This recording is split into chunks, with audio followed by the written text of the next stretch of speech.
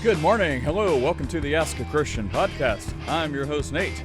After much wailing and gnashing of teeth, I have been talked into expediting the fixing of my camera because I guess people who don't watch anyway, they can now see my grumpy face. So here you go. Yeah! Anyway, why don't you people get on camera? Okay, so go to youtube.com/@ Questions About Christianity, all one word, no spaces. Questions About Christianity. If you're doing a YouTube search, remember, put the little @ symbol or you will never find it. Because there's like a billion searches for questions about Christianity. So, okay. @ Questions About Christianity, no spaces, you will find us. Alright, it's enough of that. If I was truly pro, I'd fade it out. You know what? Hang on. You'll be my guinea pigs. So as I was saying, let's see what the story of the day is. Oh, look at that. Oh, I am a one-man production crew. Okay. I wanted to make a joke like, hey, give me your money, show support. But apparently that's bad. Because if you're trying to promote the name of Jesus, you can never ask anyone to help support you. Because a worker, I guess, is not worthy of his wages. Anyway, okay, I'm having a pity party. Okay, I don't want money. I don't want your money. Keep it. See, is that a pride thing now on my part? Okay, give me all your money. Whatever. Okay. I don't even know. Is Chris here yet? Well, let's fight against Chris. That'll give us something to do. I know he wanted to talk about feminism in the church, and how it's infecting and invading, which is not wrong. Oh! Speak of the Chris, the devil is here. Wait, what?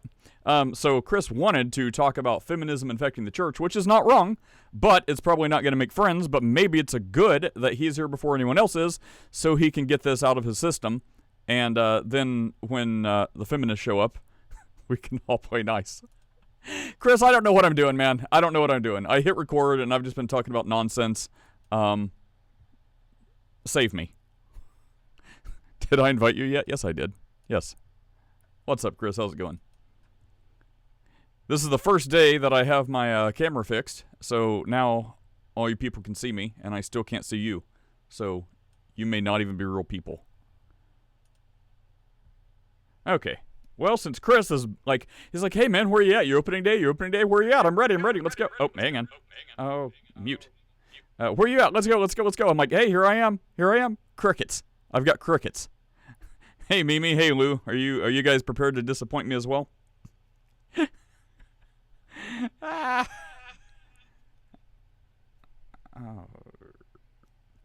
Okay.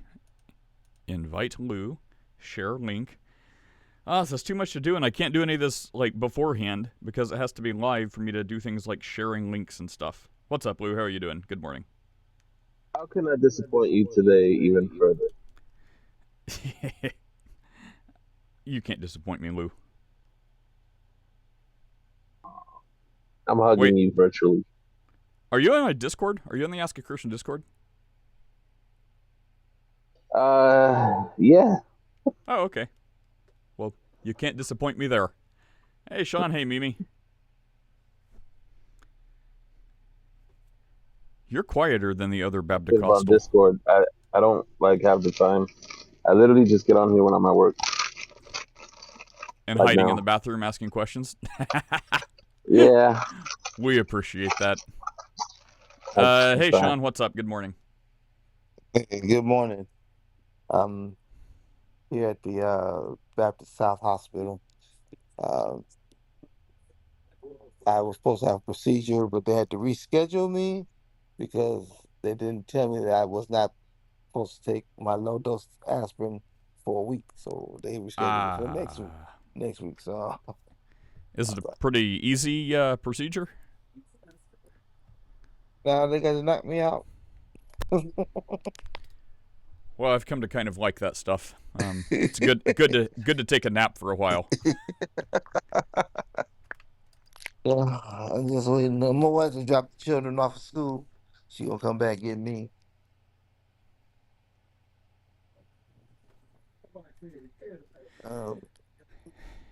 So I'm just gonna prepare for tomorrow. All right. Hey, Chris, what's...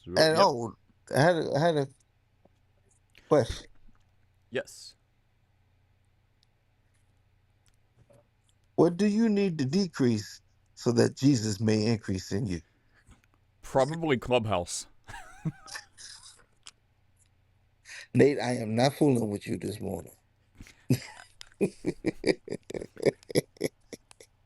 Everybody, that's I the question for the day. must decrease. Do what? I must decrease.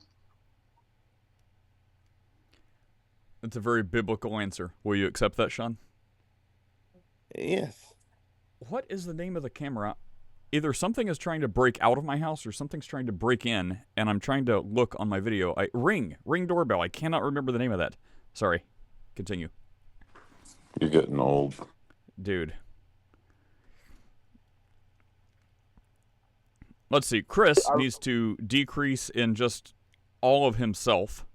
I probably need. Let's think about this. I don't know. I can definitely probably. Yeah, that's a tough one. I mean, because your third wayism. That's what you can decrease. No, probably all the peripheral stuff because I'm I've actually in the recent weeks tried to be more intentional about taking time and like really reading more of the Bible, not just like a little bit when I wake up in the morning, but trying to be more intentional about cutting out some of the extra like fictional reading I do for more of the biblical reading. Michael's down there being, it's all fiction. We love you, Michael. But trying to do that, I've been trying to replace some of my more secular music for more holy music. So I guess, Sean, to seriously answer your question, to really do more of that. So not just go to trying to be more intentional, but actually doing it would probably be the answer. Excellent, excellent, excelente. Be ye doers of the word, not hearers only. Hallelujah. That's good. Hey, Michael. I think for me, it would have to be seeking after signs and wonders, Nate. Boy, that right there, what he just said, not the words he said, but the subtext. That's what he needs to decrease in. Nope. Oh, his pride goeth before his fall. Just truth. Hey, Michael, what's up? Well, since you invoked my name, I only said it once, not thrice. right. But what's interesting is Like Beetlejuice. Yeah, exactly. That only counts for that other person. We don't say his name. Right. So Wait a minute. Let's see if it works. Darth Dawkins. Yeah. No, Ding Dong. That's his name. Ding Dong. Okay. So yeah, certainly not everything in the Bible is fiction.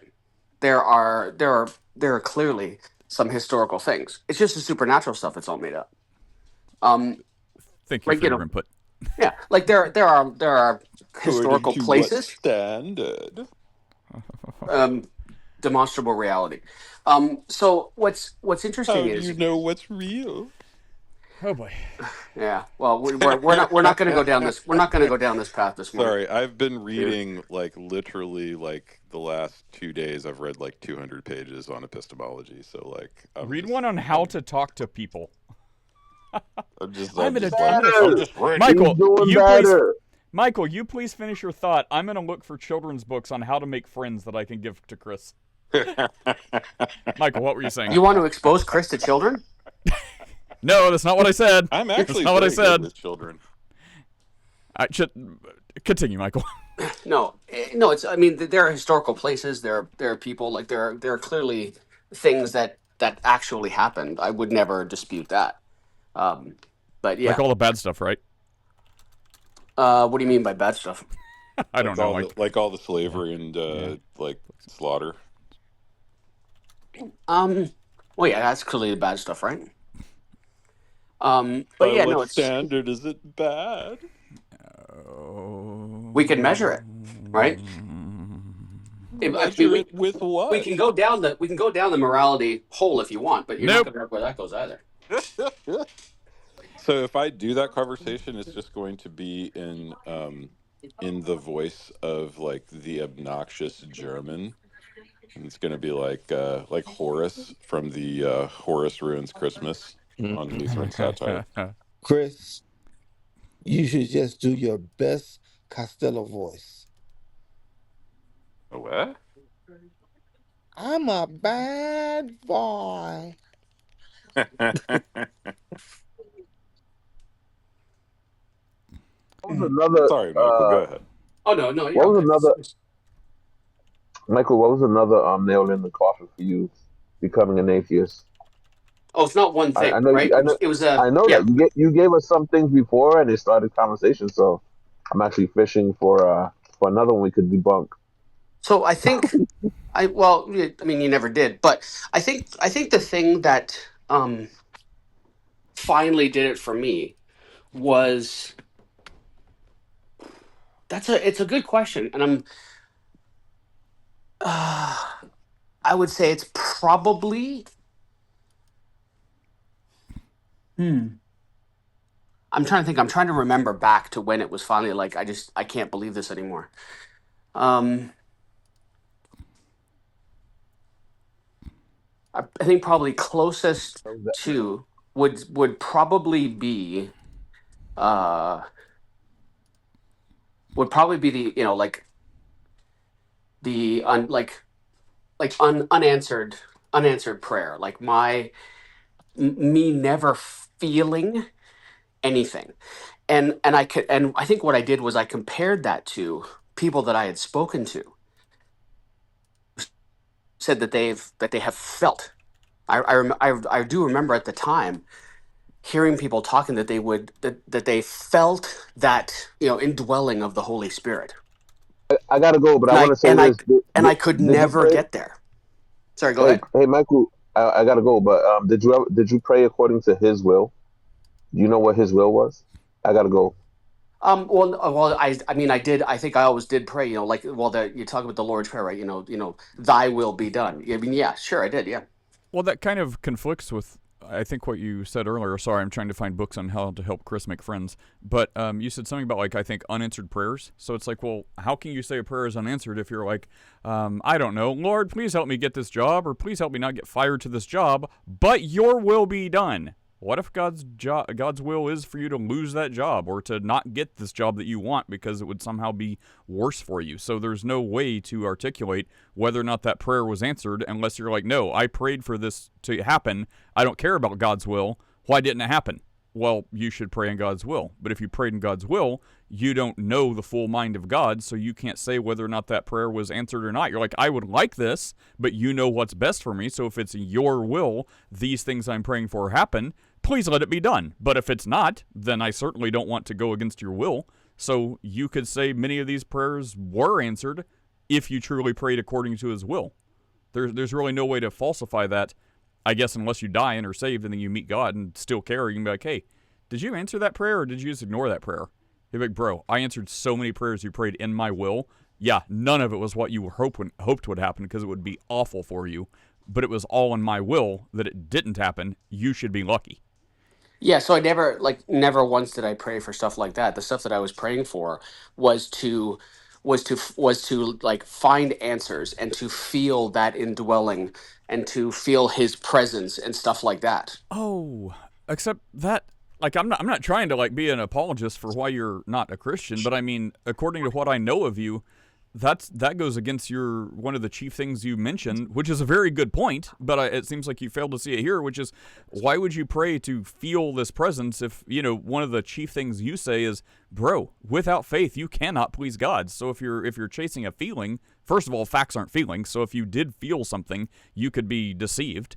So I mean, I of course you've considered this. You're a smart guy, but I mean, did that come in, or did you get this? Did you settle on this faith thing after, like, years after this? Because it's like, well, if I get a feeling after I prayed and it's legit, well then that diminishes the amount of faith I have to have. That could be worse. Right, and that's why I'm always careful to say it's not one thing, right? Okay, And yeah. when Lou asked me, it's like, what was the final thing? I was honestly searching because it's been well over 2 decades, so I couldn't exactly remember what it was. But it's all those things, right? It's trying to reconcile the things like the accounts you read in the Bible with reality. And so it was all those things. It was never just one thing. It was like, well, I read this one Bible verse and that did it for me. No, it's not that. It's all those. It's all those things.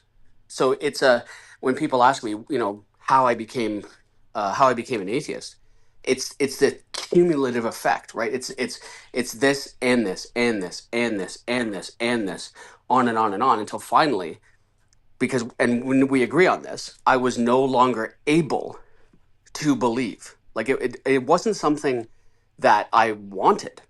I didn't want to not believe, but you can't force yourself to believe something, and you and I agree on that. And I no longer was able to reconcile that belief that I had, and it's too bad, because there were a few family members, not many, but a few family members that I lost touch with as a result of that. Lots of friends that I lost touch with over that. And so it wasn't something that I was like, yay, woo, I'm finally free of this stuff. Well, who knows? Maybe that will make the reconciliation so much sweeter 5 years from now, or 5 minutes from now, when you're like, I was a Christian all along. I've been wayward. Who knows? But yeah, I guess that is an answer to Lou's question. Yeah, but you know what's interesting, and this is something that it's one of the things that I enjoy listening to, or like when I hear Christians talk about this stuff, and we've talked about it here before, is this idea of can you lose your salvation, right? Because the Bible says that it's like when you do this, you will have, like, present tense, eternal life. So it's like, can you, like, if you can lose it, did you ever have it? And I think it's an interesting question. And I when I listen to Christians that are on both sides of that fence, talking about it, it's interesting, because I think you can back up both sides through verses in the Bible. And I find it interesting, so, like, if what you said, Nate, just a second ago, like, so if you go on the once saved, always saved, then there's nothing, then it's done, right? Because I did at one time, well, many times, but I did believe in my heart and confess with my mouth that Jesus is Lord, right? And what it says, if you do that, you will be saved. Versus a thought that maybe, and like, because the Bible also says, if you leave us, you were never among us, like you were never part of us, or something like words to that effect. Yeah. It's interesting. Get behind us, Satan. You shall not start this Christian battle today. Because no matter where you stand on the issue, it's only in the abstract people can fight about this stuff. I mean, I guess not, but that's where people fight about it, is, what about this? And they paint everyone with a broad brush of one of these two things. It's like, let's be concrete, let's be grounded, and focus on the individual, because otherwise you're talking about scholastic, like, academic theology, and go somewhere else. There's all kinds of people that want to have these deep philosophical conversations that have nothing to do with practical reality. So go do that. For the person that's like, what about me? I don't believe in a God. Okay, well, to start, we can answer questions, we can talk, but from the Christian perspective, none of it matters, because you're doomed anyways. Doesn't matter if you were once saved or you're not saved, you're still somehow saved. If you're, well, but don't realize it or whatever. If you're currently rejecting the God of the Bible, by all accounts, you are not saved. So none of this matters. Was I saved? Was I ever saved? Was I not truly saved? It doesn't matter. You're not saved. That's what matters.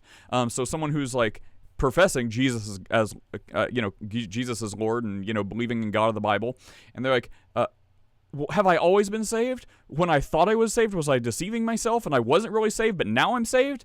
Okay, great to think about, I guess, but it doesn't matter. If you're saved now, you're saved now. So don't worry about it. That's the point. So it becomes a lot less murky when you talk about the concrete example, and you're like, I want to know, am I right before God? What do you think about God? Jesus is Lord. His death, burial, resurrection. He's made me born again. Which Jesus? The Jesus I've read in the Gospels where he's quoted in the words in red of speaking. That Jesus. I've read all about him. Great. Sounds like the right guy. The one who created the world, who's uncreated, always existed, Father, Son, Holy Spirit. Yes, I put my faith alone. I'm saved by grace through faith in Jesus Christ. Sounds like you're saved. That's how you know you're right with God. But was I always saved? Did I have to get resaved? Did I backslide? Doesn't matter. I mean, you can think about it, but your end state is, it seems like you're saved. So, to the person who is questioning these things, no matter what your position was or is, if you believe and confess that Jesus is Lord, the thing I just said, the Bible calls you saved. Jesus calls you saved. Chris, was that good enough of a disclaimer by invoking the entire gospel? That Jesus, that's the right Jesus? Yes, Nate, that's amazing. Okay, how can Chris make friends real fast? And let's see. Nick, did you want to say something about this? Where's this? You asked me about somebody in the chat. Oh, never mind. Hang on. Oh, they're gone. It was wild. So Chris, I have a couple friends books for you. This is How to Make Friends and Be a Friend for Kids. And it looks nice. I can't speak, like maybe some of these are woke. Maybe I should have looked for Christian titles. There are many reasons why some people make friends easily and others do not have many friends. What is a friend? A friend is someone you respect and care about. People who help and talk to each other can be friends.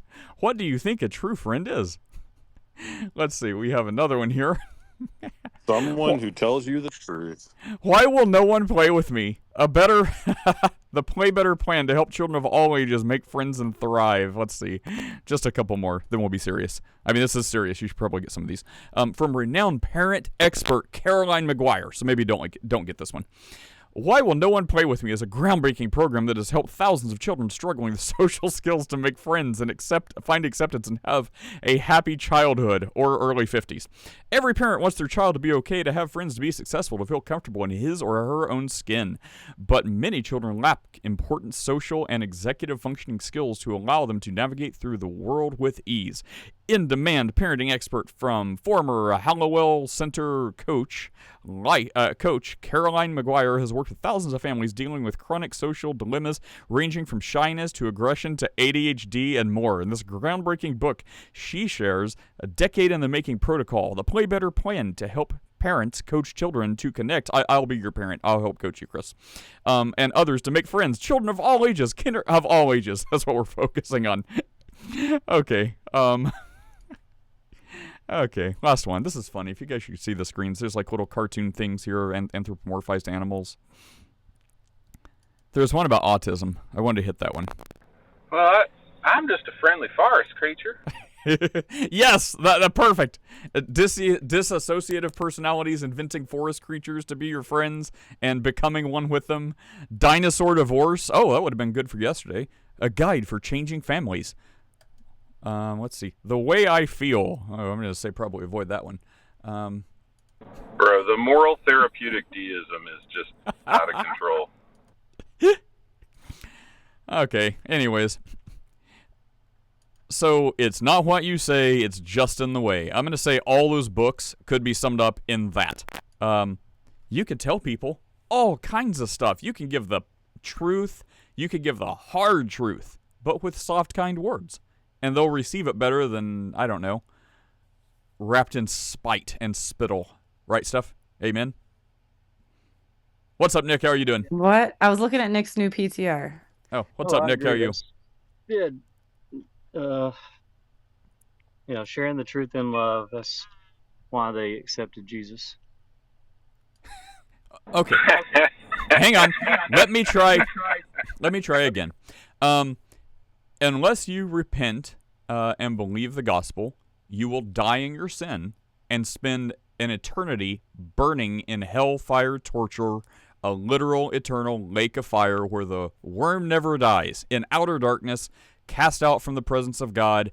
It will be utter pain for your entire eternal existence. We don't want this for you. as Christians, we believe if you reject the Jesus of the Bible, this will be what happens. That's not sugarcoating. It's not making friends. It's quite offensive. But I think a lot of people, let me know as an atheist, Michael, if you'd be like, I don't like being told I'm going to some Christian hell, but I don't believe in it, and it sounds like this guy's sincere. He's not trying to be a jerk. He's sharing his real conviction. So, I guess thanks, but no thanks. That's hard truth, soft words. Versus, you suck, you're so stupid, you're an idiot, you're gonna burn in hell, you're gonna be the devil's puppet forever, you suck. Jesus didn't do that, right? I don't remember a verse where he spoke like that. Kind of did, yeah. I know you'll say that, but give me all the verses you want to twist and we'll talk about them. But I think, he called them vipers, that's true. But I don't think he added a lot of personal insult. So you can separate insult with calling vipers versus like the more pejoratives, right? So I guess viper is an impersonal insult? No, that's what I'm saying. So like, you brood of vipers, right? That would be insulting, but it's in your own words, how would you differentiate you brood of vipers, you wicked, you evil, you perverse generation, which is right true criticism? How would you differentiate that with then saying, you suck, you're stupid, you're dumb? No one ever says that they suck. What we say is something like along the lines of, you're ignorant, you're dumb. No one ever says dumb. Ignorant is fine. Lots of people are ignorant. In fact, I think I'm you ignorant said about dumb a whole lot of subjects. You said, I don't want this to be like a Chris climbing Monday. I don't know why I did that. But no, how many times have you called people like idiots and stuff? And just the tone, right? Like, I'm crazy people. Retarded got thrown around a lot yesterday. Gay and retarded, not necessarily helpful. Can be accurate, not helpful. Jesus never called anyone retarded. You're like, well, he said unseeing. That's not exactly the same. I don't want this to be Chris therapy day. Here's my interventions on Chris don't work. I don't know how we got on that. Are good at answering questions about 80% of the 60% of the time. Gonna just go ahead and edit that. They should not be giving the gospel. That's where I am with it today. Calvinists should not be given. If it wasn't for the Calvinists, you wouldn't have the gospel right now, probably. Yeah, God preserves His word. Those were Reformed people, like that translated the Bible and left the Roman Catholic Church. Like majority were Reformed. Like that's why we have the gospel over here. Right. So Calvinists claiming Luther's Reformation for Calvinism is crazy. You always, it's whatever. It's whatever. It's fine. You win, Nick. This is why I don't talk to Nick. You win, Nick. You were just bragging on his new PTR. I wasn't. I said I was looking at it. Your PTR looks nice, Nick. I like your hair short like that. All right, let's reset. So, what's going on? Chris, you're great. You do you. You do you, boo. No, you not do you. You fix whatever is nasty going on with you, bruh. Like just stop doing you. I'll just return to where if it gets beyond my threshold, I'll just help people move on for the day, and then we'll reset. Chris, you give us something to talk about. Hang on. I'm setting myself up for another trap. Chris, what can I say to you to allow you speaking that won't end in... Hilarious question. I've completely boxed myself in. There is nowhere to go. Chris, just say something. Okay, wait. I have a topic. I think. Okay, Lady Chris. Okay. Say your piece, Chris. No? All right. Okay. Yesterday, I spent a lot of the day in... see, this is a good topic for Calvinists to weigh in on. Okay. Well, not because it's Calvinist. As we basically said, we never want to hear from them ever. Sure. Get ready to weigh in, guys. No, I said the gospel. I get real impatient when Clubhouse Calvinists thinks it. Anyway, the point is, yesterday I was hanging out in the Hebrew Israelite in Scripture Over Everything, right? So I love that club, by the way. If you're not in Scripture Over Everything, that is a cool club to be in. Okay, so they had Exclusive and Monet and Tactical and Cliff and the crew. So they were entertaining questions and conversation with the likes of Joel and Mimi. I don't remember who else was there yesterday. There's a whole bunch of people there yesterday. There developed this entire argument about how when Christ said he was Lord of the Sabbath, that was a claim to non-divinity because, this was their argument, because Christ saying he is Lord of the Sabbath is him saying, because it says, man, the Sabbath was made for man, not man for the Sabbath. Okay. And I am Lord over the Sabbath. Therefore, those two sentences together means that Christ is saying he's not God. And all men, all humans are Lord over the Sabbath. They would not let this go or back off of this, and I want to know what your guys' thoughts are. This is why I would say they're illiterate. So That's literally base literacy stuff. That's yes, okay. We agree, you but have no reading comprehension skills. Instead of saying things like that, explain why you think that, please. I would just say this, because in the context, Jesus says, my Father is working until now, and I'm working. So he's saying, just like God is working, I'm working. So the concept is not that he's a man, but that he's working like his Father. Like the Father doesn't take a rest in the sense of his providence and sustaining and everything else on the Sabbath. So neither does Jesus, because he's like his Father. So that's actually a divine Okay, claim. that's a good answer. I wish you were around yesterday. Why would you need to claim non-godhood? Like, none of us are walking around being like, well, I better make sure everybody understands that I'm not God. Like, no one does that. It's a given. Like, that's a none good of us point, are walking around having to prove that we're not God. Okay, that's a really good point. Why would Jesus have to explain that he wasn't God? That's a great point. Like, I mean, just off the jump, like, that's just, I mean, like, look, I hesitate to say gay and retarded and illiterate, but it applies sometimes. I mean, sometimes. But no, you made a good point without that, so let's keep that going, you know? I mean, how many times, that is good. How many times do you go to the store and it's like, would you like help out to the car? Be like, I'm not God. What? Like, no one asked that. Like, yeah, how many times do you have to be like, I'm not God. Just give me my change. I'll carry my own bag. That you stop calling me Yahweh. Would you like fries with that? I'm God. Okay, that's funny. It's almost like when someone says, "What? I didn't kill anybody." What? Nobody accused you of killing anybody. Did you kill somebody? Like, okay, that's kill some bunnies. Were they bad? Get away. Apparently, that was a rumor. He's not canceled. He will be in all his masculine flamboyance, whatever. He will be at the halftime. Apparently, it was a vicious rumor that he was canceled. Which makes sense. Why would the NFL try to appease a bunch of conservatives? What are you talking about? Did Nate just have a seizure? What's happening? You talked about bad. Chris talked about bunnies. I added Bad Bunny because that's like the dude or dudess that's performing at halftime NFL. Okay, can you catch me up on that? I have no idea the words that are coming out of your mouth. Fine, yes. Have we concluded this? Have we got our answer stuff? Wait, Albedo just came up. Maybe he has something. Maybe Albedo's going to tell us how he's not God. Hang on, I think can you put a pin in the halftime thing? And maybe we didn't finish this. Let's finish this. By the way, I just want to make a point real fast that whenever we've got, let's say, like sufficient answers about a topic, we don't necessarily need 13 people to weigh in with their also sufficient answers. Not saying that for this, but so many times it's like everyone has to give their answer that's like just 5% different than the 5 answers we previously got that are totally acceptable. Just wanted to throw that out there. So we can reserve some of the otherwise good speakers for other points. So, just wanted to say that out. Okay. Good point. But since we don't have any other questioners right now, I'm enjoying. Albedo probably came up specifically to talk about this topic. Albedo, explain why you are not God, or we will have more questions for you. Oh my gosh. I just wanted to proclaim that I'm not God. Okay. Are you sure? Just so you guys know. Can you prove it? In case you weren't. Yeah, I don't know everything. Okay, that proves it. There you go. Not God, actually. That proves you're not God to biblical Christians, but what about the ones that think God doesn't know everything anyway? Yeah, prove you're not God to an open theist. Prove you don't have middle knowledge. Prove you're not God to Andrew, Albedo. Okay, wait, so that's probably really difficult. Here's the track I took at this, okay?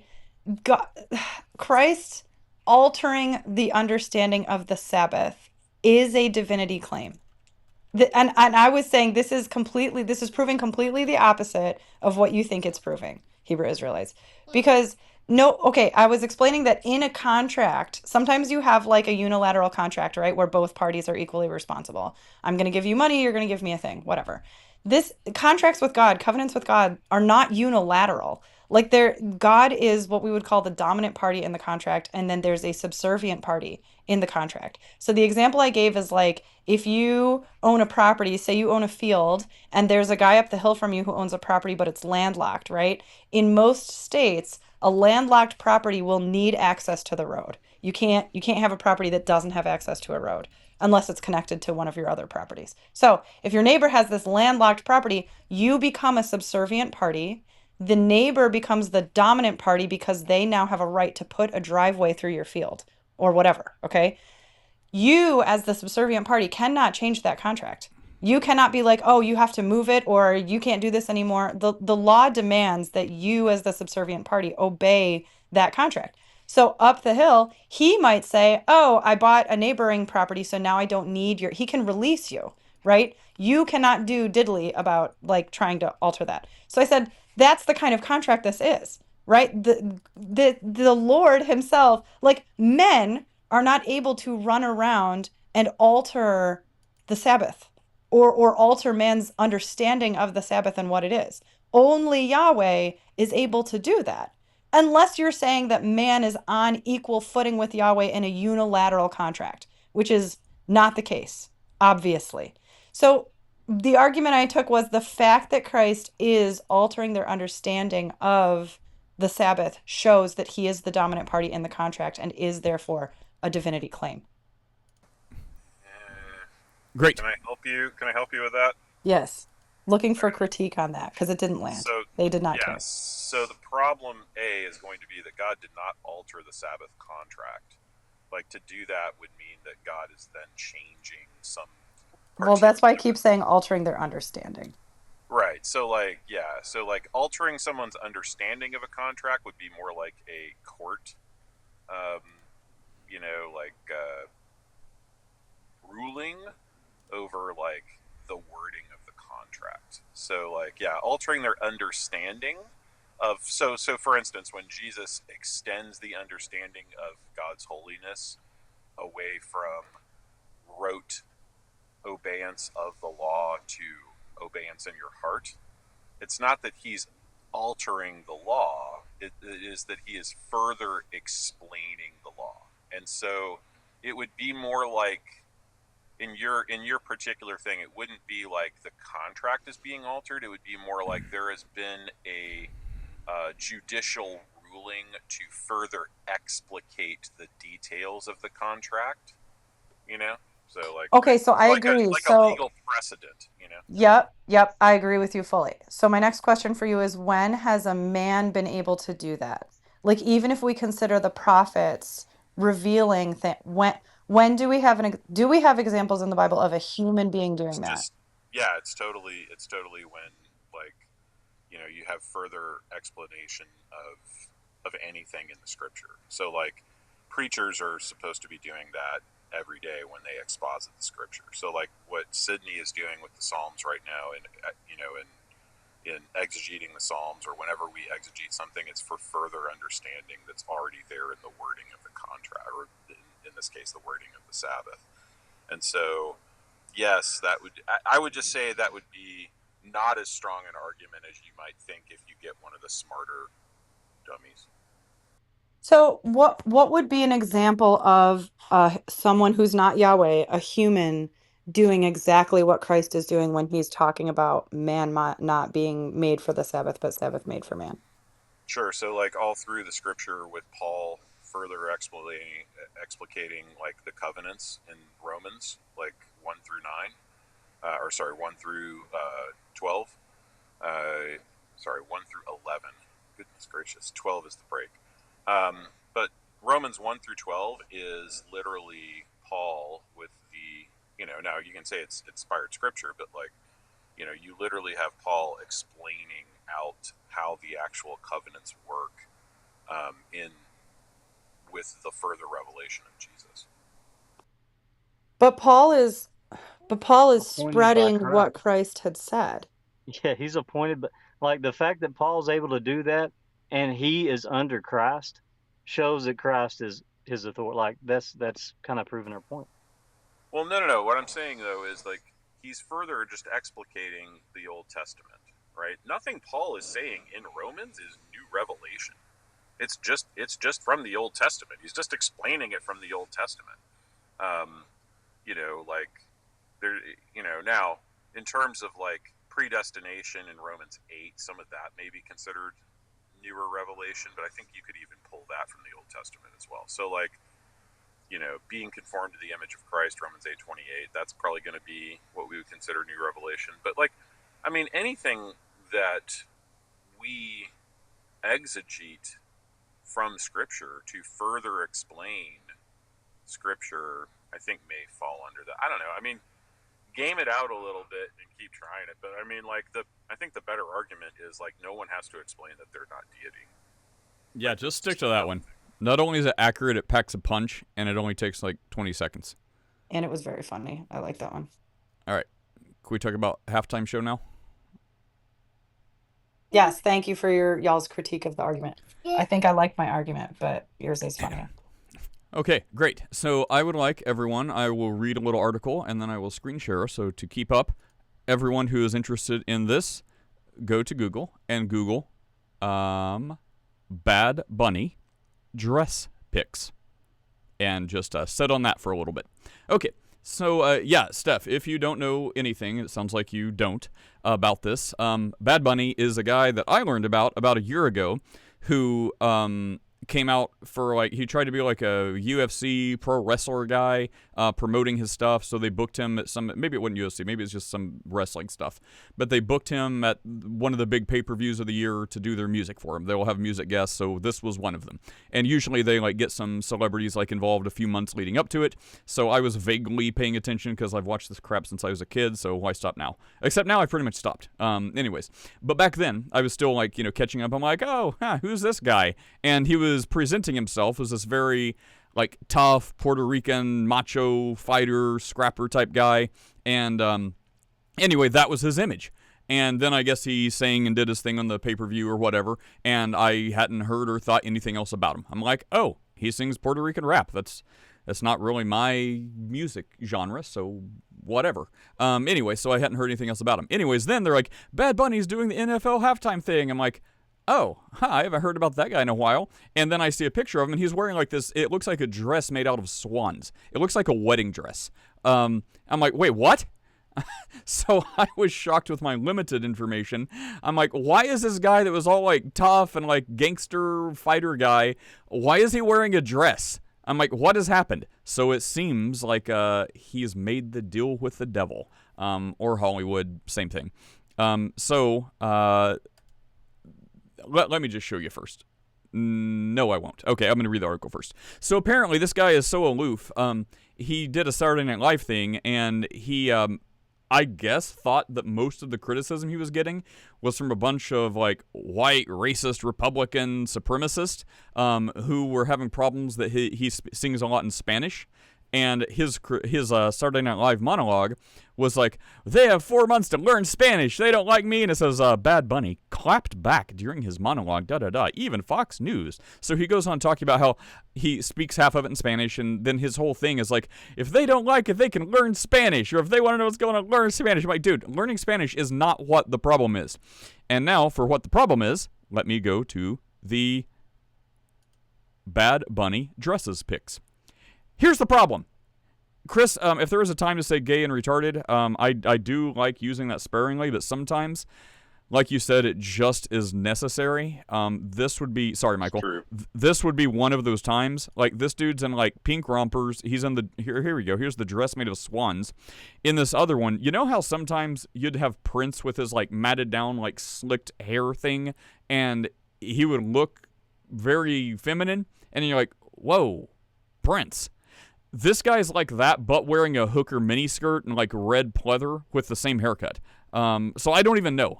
That's the problem. So the problem is you're doing like a little Nas X thing, and if he ends up giving Satan a lap dance at the NFL halftime show, I would not be surprised. So it seems like some reason in our culture currently, maybe this leads into your feminism thing, Chris, in the church.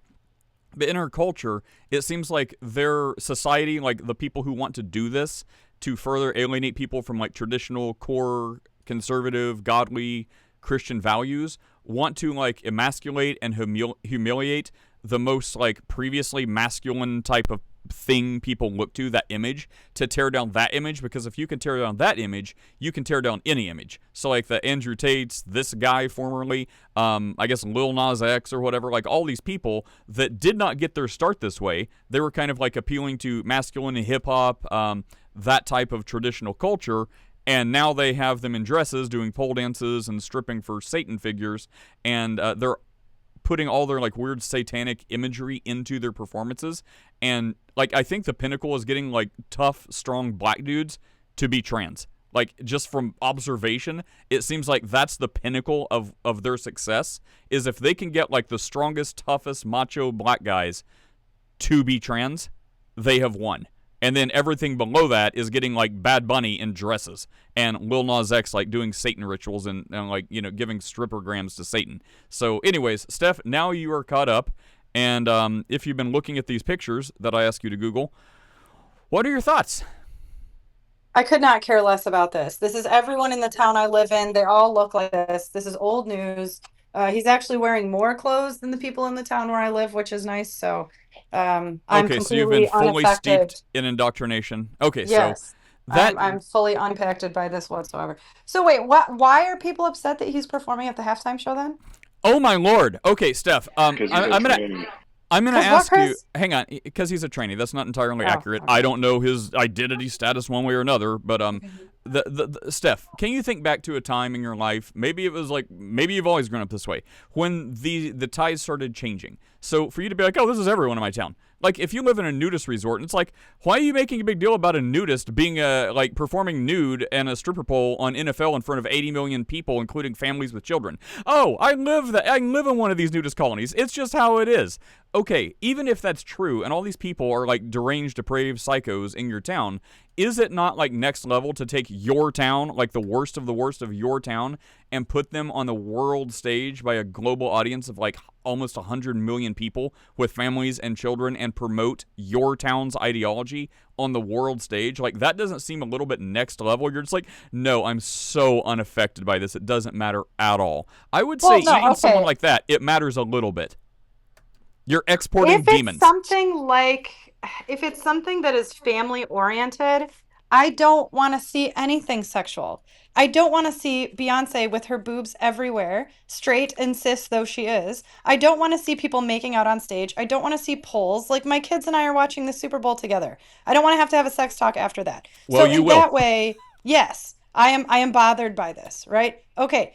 But when you were explaining, and before I Googled, I had an image in my mind that was quite explicit. So when I Googled, I was like, oh, it's a dude in a conservative dress. Like, okay, I'm not saying that I love the idea, but I had really pictured something quite explicit and disturbing.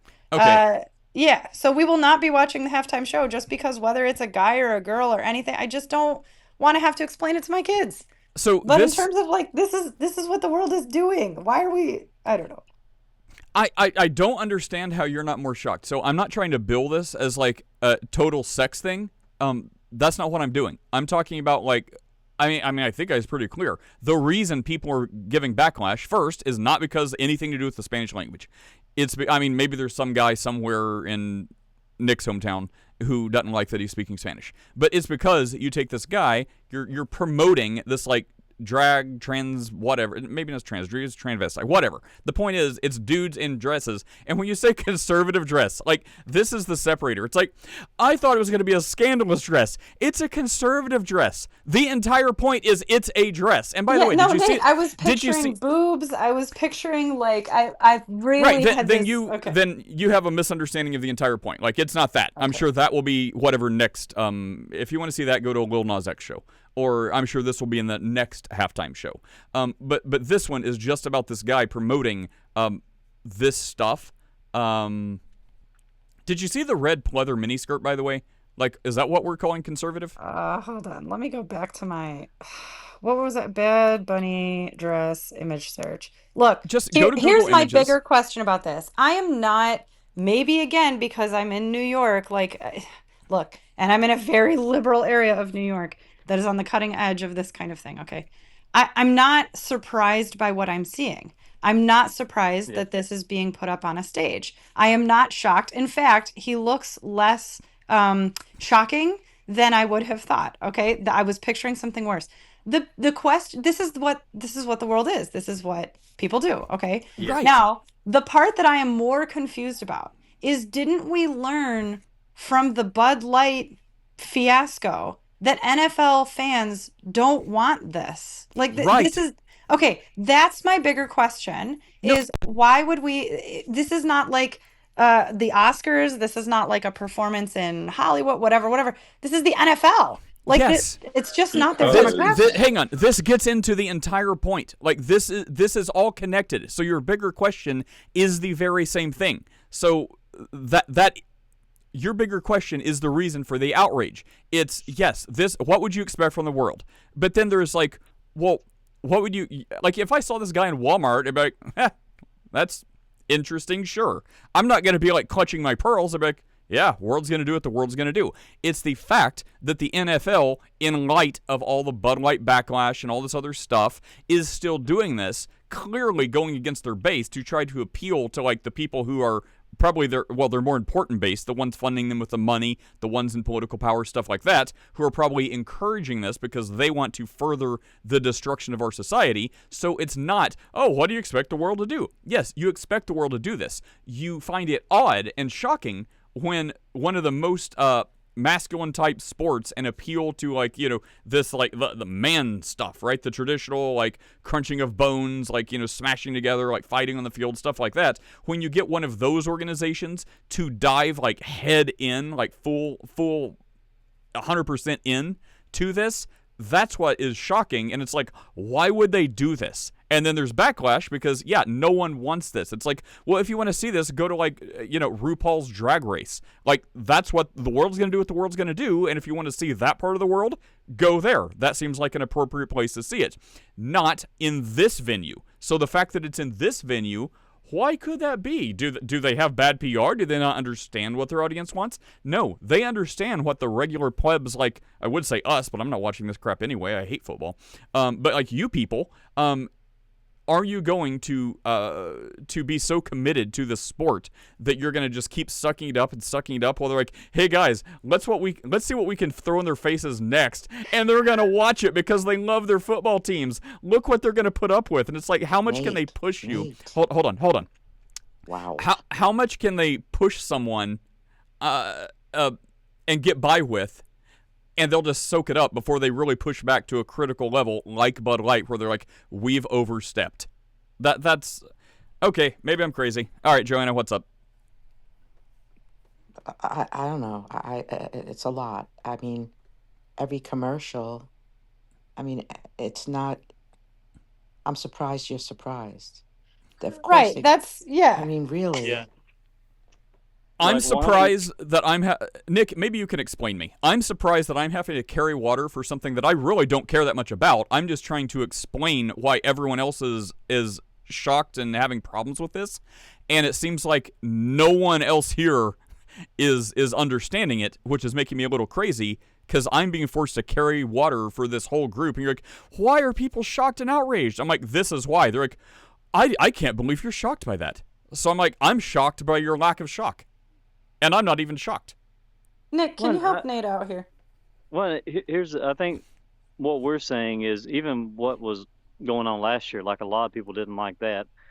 So I don't think they care about what the majority of people like. I think they're going to push what they want to push. Just like, I mean, you look at even certain policies by politicians, this and that, whatever, Democrats. Like, some of these policies have a very, very low approval among even people who are not conservative, and yet they still push them. Like, they know they're not popular. Just whatever kind of world they live in is popular. I don't know. So with this guy, him being, you know, whatever he is, Hispanic, whatever, I don't know. all the reasons, all the motivation behind pushing this. Maybe with all the immigration stuff, they see this as kind of like going against that, promoting this guy. I don't know. Maybe, controversy, would we be talking about it if it was just a normal person? Like, probably not. But the fact that it's controversial, like, more people may watch it, hate watch it, but they might watch it, just out of the controversy. So, maybe that's just to stir something up. I don't know. See, that is a well thought out reason. So it could be that. I can't believe Steph's little conspiracy ticker isn't going off, because I would say, yeah, it's like, well, their audience hates this. Well, who is their audience? Lots of red-blooded, blue-collar Americans? That's a big audience. Is that their main audience? Greg's over there talking about different groups giving them money. I think money may be a bigger audience. So, well, we won't buy their NFL stuff.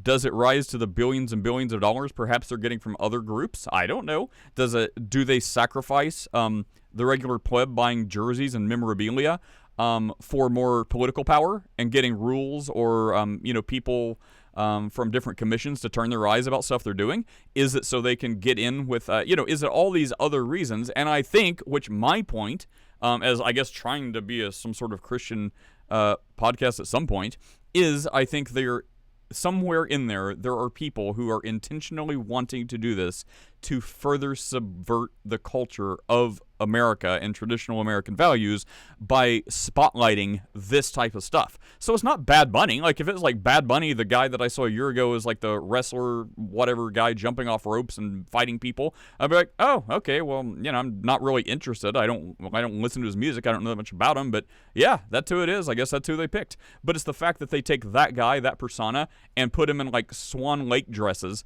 and he's like prancing around on high heels. I'm like, wait, what? So one, it's like, it seems he's taken a deal. Like, I doubt that he has lived his whole life the way he has up till this point and just thought on his own, I want to wear dresses now. I doubt that. Could it happen? Sure. Did it? Doubt it. So I bet someone's like, hey, you want to keep being famous? You want to go next level? Here, we've got professional costume designers. We've got professional choreographers. Just, take the money. I bet his first reaction was, you want me to do what? Okay, And then he's so like, your concern is more that there are powers that be that are altering people, like, your concern is that someone in power is like forcing him to do this that's the concern. Look, the part that I'm not surprised about is that we expect the lost to act like the lost, right? And there is a declining baseline. I was shocked I have to talk quietly because now my neighbor's outside. Okay. I was shocked at the Dylan Mulvaney Bud Light thing. That was where I was shocked. What a terrible move. This is ridiculous. But Bud Light is not marketing to children. This just seems like a stupid move, right? And then there was so much backlash against it that Bud Light now is doing or Budweiser in general, is doing like all of their marketing towards like manly men. Whatever. Okay. That was the shock. It's over now. Like the decline, the baseline has declined. This is where we are. We expect the lost to act like the lost. The thing I am doing now is saying, oh, I'm glad for the heads up. My children will not be watching that. The great. end. So, Steph, case in point, you have just proven this. So, one, no, I'm not concerned anyone's forcing him. I'm concerned that I'm not even concerned. I just happen to suspect that someone presented him with this thing, and because it's completely insane, he's like, no, I'm not doing that. And they're like, do you want to continue to have success? So I suspect he's like, yeah, okay, fine. I'll take that deal. It's too good to refuse. I'm in.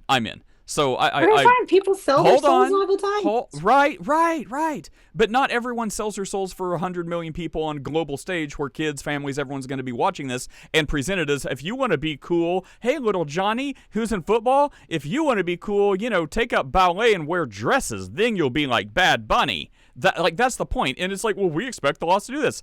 Yes. But this is like the highest level. But the point is, this gets to the reason you're outside whispering around your corners, because in your town they've apparently won. So imagine when this keeps getting normalized, it's just the lost being the lost. Yeah, say that all the way to the fire. So the lost being the lost are like doing this at accelerated paces. So now it's not just going to be your weird little naked witch town in New York where you have to whisper around corners. It's going to be in Orlando, or the people are going to have bad things to say about Chris. And then it's going to be somewhere in small town Nebraska. And then people are going to be like, oh, well, that's hate speech. And then you get tickets and fines. That can never happen. Google Canada. And then it's like, wait, you're saying this ends up in my free speech? Google Britain. Okay, whatever. It doesn't matter. Everything's great. All right, so, Chris, what's going on? No one cares about this at all. No, I don't even really okay, care look, about it. we Seriously, care. we We're don't not care. going to support it. You're the only one surprised. I'm not surprised. I'm explaining why other people are surprised because you're like, I don't get the shock and outrage. I have no idea what's going on. I'm like, oh, here's what's going on. How are you personally so shocked and surprised? Well, I mean, I'm not. I expect this, but this is why everyone is shocked and outraged. And there's a difference between surprise and outrage, by the way. Do you want the answer? I can give you the answer. I mean, the lost are being the lost. No. No, not at all. Well, yes, but also. I mean, sure, but you're right. There is a move to coarsen the culture and move it toward a left-wing direction. That is correct. Do you see what Steph just wrote? I had to turn the volume way down because my trans neighbor is outside my window. Yo, that's the whole Get reason. me in trouble. I can't. Oh my gosh. Go ahead, Chris. So, look, there is a move to move the culture to the left. Okay, the NFL is actively participating in this because they know that their core audience is very dumb, or at least they think so. And so their core audience is going to continue to buy jerseys and memorabilia and support the NFL, even when the NFL does explicitly un-American and against their own audience things. And so the people who live in the blue areas, like Steph, can have their cake and eat it too by putting forth the left-wing ideological stuff that they get accolades for at the cocktail parties. Never underestimate the power of cocktail parties in New York City. And they have the added benefit of still making billions of dollars because their troglodyte audience is still going to buy jerseys even when, like Dylan. I'm getting Mulvaney increasingly is pushed. offended here. Yeah, well, sorry, but like, Is this not like 95% what I just said? Right. I'm just letting you know, like, it's not about the money because they will continue to make the money no matter what. There is no way, even with people like dissing the national anthem, they saw this. This was a good test case for the NFL, is that you had a bunch of red-blooded Americans who didn't care, who just wanted their football, and the NFL only suffered a minor drop in attendance and sales when you had people literally talking about how terrible America is. And so they've already learned their lesson, and so they are now free to put forth the Bad Bunnies or, whatever the trans terrorist of the week is going to be for the NFL, because their job is to push the culture to the left to be able to throw Christians into concentration camps. So now you're like 90. Now you're like 99% exactly what I just said. But Steph's going to be like, "Thank you, Chris. That's so insightful." No, that's okay. Again, we know. Like, I don't know. Here's my thought on this. Y'all live in Florida. This is news to you, right? This is not news up here at all. No, I don't. Like, we have to move on because this is, I am dumbstruck. It's like, well, hey guys, they've arrested someone else for protesting outside an abortion clinic. This is old news. We know this is happening. Well, yeah, but I mean, it's a current event that just happened again. Are we supposed to be like, well, it's par for the course. We know this happens. Or do we not mention it and be like, hey guys, the world's the world. Here's the next crazy No one's reason. being arrested. I agree with you, but it's not quite analogous. So but it's a big current event. Bad Bunny, he existed before the halftime show, and he's already pretty popular. So he's already getting viewers. Like, it's not like nobody knows who he is. Like, he's already popular. And for me, putting him on stage at this one-time event where there's going to be a lot of viewers, I just, it doesn't matter that much to me. Like you don't get. Yeah, I don't consider that any different than anything else on TV. Like I Oh my wouldn't gosh. advise anyone to get any kind of Yep. theology or anything like that from TV. Like I think the majority of TV is garbage.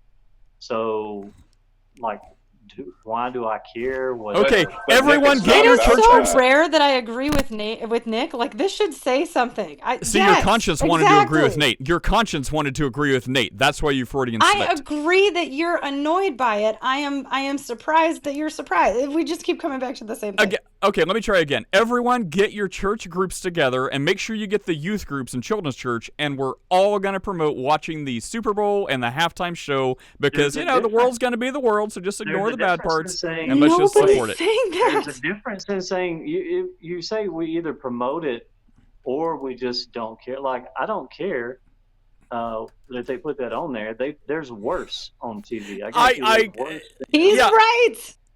I get it. This is like, okay, like you won't have TV if people, like how many times have like the traditional love story, like, like Hallmark Channel wouldn't exist if they didn't rehash stuff. News channels wouldn't exist. No TV would exist. Football wouldn't exist if they didn't rehash stuff. So to act like here we are talking about a current event, oh, that's another current event. There's a million like that. That's another, so another Hebrew Israelite made an argument. That happens all the time. Like, why are we here then? If we're just like, we're so unsurprised we don't want to talk about anything. Well, it's like, well, why? And it's like, oh, the girl is in a small rural town and has a farm boy and she doesn't like him and she has to go sow her roots and travels Europe and 16 years later she's, divorced and whatever and she comes back home for a family reunion and finds out love was here all along. That's like Hey, I'd watch that. 100,000 movie. Yeah, which one? There's like a million of them. So what if they're like, No, that oh, this, sucks. what if they're like, this has been done before, let's just stop. Well, great, now their channel goes away.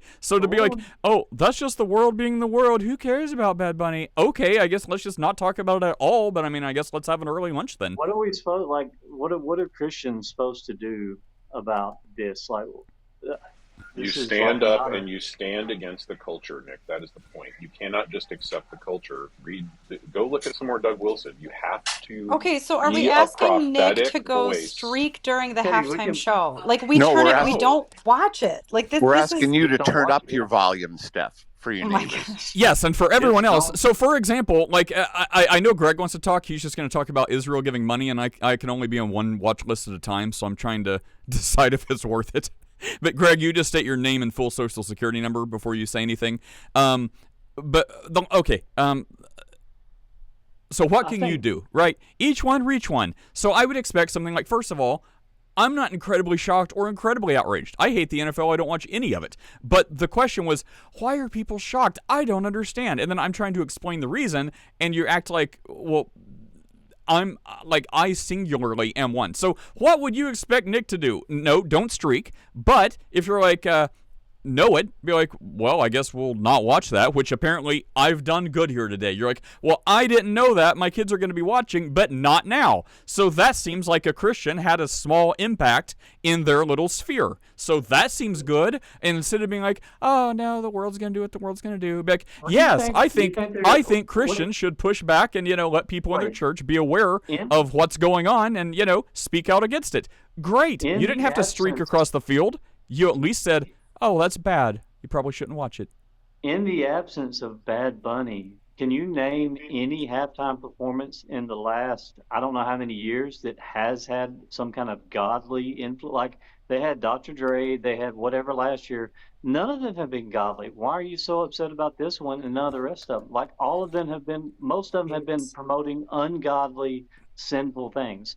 So why is this any different than any of the others? You're right, Nick. I'm going to get my NWA beats, and I'm going to get my Rihanna thing she wore the last time, and I'm just going to, drive around today. Why is it any different? Like promoting drugs, sex, all the things they promote. Why is that? That's okay, but Bad Bunny crosses the line. Like this is just I think this also. Because, You will Nick, Yeah, that's the same thing I'm surprised about too. no, Don't you think people do I even have to speak it- explain this? Yes, Chris, you're my spirit animal today. Thank you, Chris. It's us against, apparently, Nick and Steph. That's a weird combo. But, I know. no, it's Alert like the press. people complain every year. Didn't you hear all the people complaining about what Nick's talking about and about Riri the year before, where she is pregnant, and I mean, it wasn't really provocative, it was just lackluster and dull.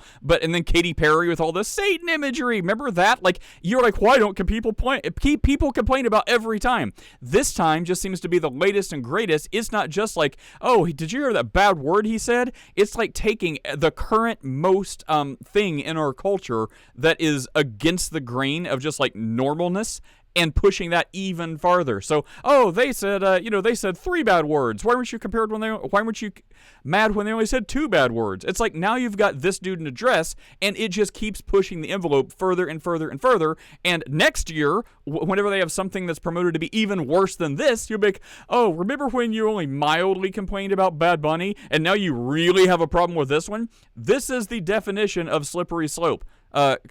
I said that this is the declining baseline design. This has been going on since the dawn of time.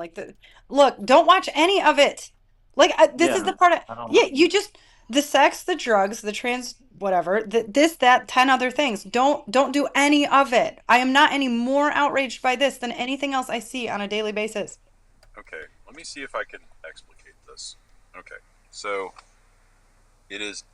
Have you ever heard the term defining deviancy down? I'm assuming this is the declining baseline idea, where it's like the worse things are. Great state of New York. Okay, Uh-huh. He was a Democrat, but he talked about defining deviancy down, and so every year with the Super Bowl halftime show or whatever it is, there is a move to continually define the deviancy of our culture down. And so, yes, Nick, is it the same as every year where there's sex, drugs, and rock and roll? Yeah. Should we always be outraged? Yes. Should we as a culture push back on this? Yes. That is just what we do as Christians. We don't just sit there and take it. It's not like we just lay back. We're not saying we need to do that. Rape is inevitable. I don't see why we're acting like the halftime show is the only thing that's on TV. Like, they promote this stuff 24/7. Oh, enormous audience.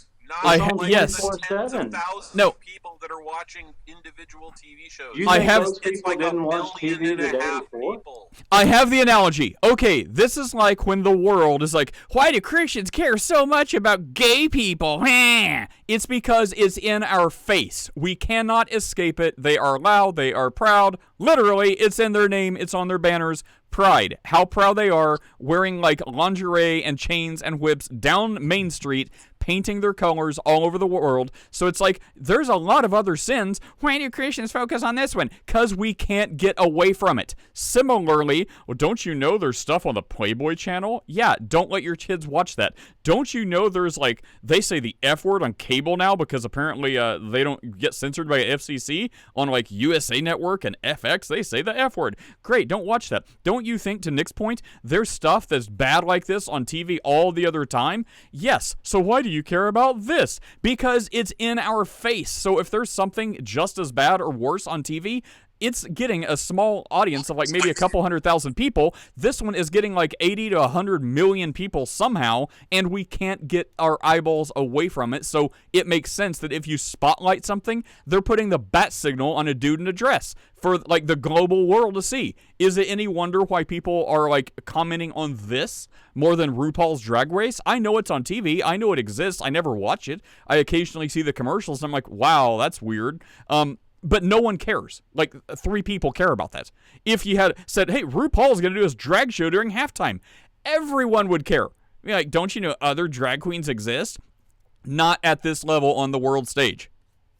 So if it reaches a small audience, it's okay. But a bigger audience, then we have to say something. Like the small audiences where this stuff is happening, we shouldn't be outraged about that. I'm not. Oh my goodness. Nick, are you outraged about that? Let's just assume you are. Great. Do you speak out about that? Yes. What does that mean? Oh, well, you shouldn't let your kids watch this. It's unbiblical. Congratulations. You've spoke out about it. No one's asking people, like, do what you can where you are. Like, if you're, I don't know, the leader of a church, maybe say something about that to your congregation. If you're you or me, I mean, I guess, you know, maybe 3 people watch this and be like, hey, I think this is further subverting our culture, pushing us intentionally, not haphazardly, not unwittingly, intentionally driving us further away from Christian values of the God of the Bible. There, we've done something. For the record, if you're watching RuPaul's Drag Race and your kids are like, Mommy, I think I'm a boy now, or I think I'm a girl, and they're not, maybe say something about that. That's us speaking out about it. That's our outrage, right? Well, here's the thing. I don't wait until something happens to speak out about it. You should be already teaching people about these things. So when it does Right. happen, you don't have to be like, oh, this is wrong. No, you've already told them it's wrong. So they already have their mind informed about these certain things. So when it happens, it's not like, oh, this is happening. We better tell people. We've already told. But we wait, should be but telling people. Oh my gosh! wait, Everybody wait, in wait. Israel Hang on, knew hang it on. was bad to Hang on, I'm worship. sorry, Chris. I'm sorry, Chris. Both you, Nick and Steph, who are you talking to right now? You are not talking to me and Chris, and maybe Greg will get a word in a second. You are not talking to me and Chris, because you're like, it's coming from this position like, oh, you don't have to follow the Bible, but I will. It's like, stop clutching your pearls. You're acting as if like Chris, and you're like, no, you teach them this is bad all the time. How long have you known me? How long have I known you? All we do is teach that this stuff is bad, unbiblical, and wrong for years and years and years. And also the Bad Bunny, it has not happened yet. We haven't waited until the day after the Super Bowl. We're like, hey guys, this is what they're planning. We think this is bad. This is further pushing us away from God. By the way, all the other crap that's exactly the same, all the other stuff we've talked about for the last 5 years for Chris, 14 for me, and probably, I mean, you know, from this thing, the last 14 years, like, we've talked about this a lot. So when you said that, Nick, and I guess Steph, who are you talking to? Because it's not us, because we all talk about how this is always bad, it's always going to be bad. This is just the latest, greatest episode, which we're also talking about how it's bad. So what would you like us to do, Nate? How outraged? What do we need to do? Do we need to start a protest? Like, what can we do to make the bar is very low. First of all, was not my crusade. It's just become my crusade because I don't understand how you're so like blasé about it. What I would expect, I've already said it 3 times now, is be like, oh, that's happening? I didn't know that's happening. Oh, wow, the dude's in a dress. Wow, that's weird. That seems like it's, causing some problems. That can cause confusion, blah, blah, blah. Oh, well, as a Christian, I don't necessarily think that's a biblical thing, and, we should probably make other Christians aware, like you're doing right now. That's about the full extent of what I would expect you to do. But instead of that, you're like, oh, the world's going to be the world. I'm like, will you just say it's bad and we can move on? I mean, or not? We already did. Nate, respectfully, there's. Well, I know, but he asked what I would expect him to do. There's more dangerous things that are taught in this room than are probably going to happen on that stage. Just to be honest, if you let them go. So. Okay, Chris. And then Greg. Sorry, Greg. Yeah, Chris, and then Greg. Oh my God, this is such a stupid day. Christopher. Are you fighting in the chat? Is that what you're doing? Greg. He is, yes. Greg, what did you want to say? Hey, forget your rapture baskets. Here's what you do. You make an app, create your own halftime show. What do you think? Make you your mean own halftime ads? Oh, halftime. I don't know. I was just wondering when you said that. I was thinking halftime ads. Let's talk about this. I wonder how many of the He Gets Us commercials we're going to see. But I don't want to go down that rabbit trail because they're promoting woke heresy. And everyone's going to be like, well, heretic's gonna heretic. I guess that's fine. Well, I'll say this. You mentioned about on cable they say the F word. But I bet you they don't say faggot. I bet you they don't use that F word, right? Why are we the ones afraid of offending people, right? Shouldn't how much consideration do you think they have at a gay pride parade about offending people, offending other people or offending God, more importantly? I'll say this, the He Gets Us stuff, I care more about that than I do Bad Bunny. Me too. I can't believe I agree so much with Nick right now. We can walk and chew gum at the same time. Wait, sorry, hold on. I want to hear the rest of Nick's thought. I didn't mean to interrupt. You mean Greg? I think Greg was in the middle of speaking. Wait, was Greg done? Greg, were you done? Oh, he said, what do we think about that? Yeah. But wait, yeah, okay, Nick, I'm going to guess what... Nick, don't you hold people who use the name of Christ to a higher standard so that he gets us Yes. commercials are far more offensive than the bad? Yeah, okay. There we Yes. go. That's it. Okay, you act like you're ready to spike a touchdown after losing the game. Like, why are you like I'm exuberant? happy that Nick and I agree so vehemently on something. We all agree. We all agree. That's the beauty of it. And soon you'll be a Calvinist. And We can complain about multiple evil things at once. But Okay, so do we all use the agree that name the of He Gets Us Christ- commercials are worse? no. For people that buy in, okay, so actually I think no, because that means, first of all, the people who watch this are a largely secular crowd, so the people who are persuaded by He Gets Us and dive into it and find some kind of woke Jesus, that's going to be like 13 people. So, I mean, theologically, should you hold Christians to a higher standard? Sure. Are these even Christians doing this? I don't know. But the messaging, yeah. So if anyone's like, I found Jesus because of the He Gets Us ad, that would be bad if they get steeped in bad woke stuff and like led to a false gospel. However, the chances of that happening, I think, are pretty slim.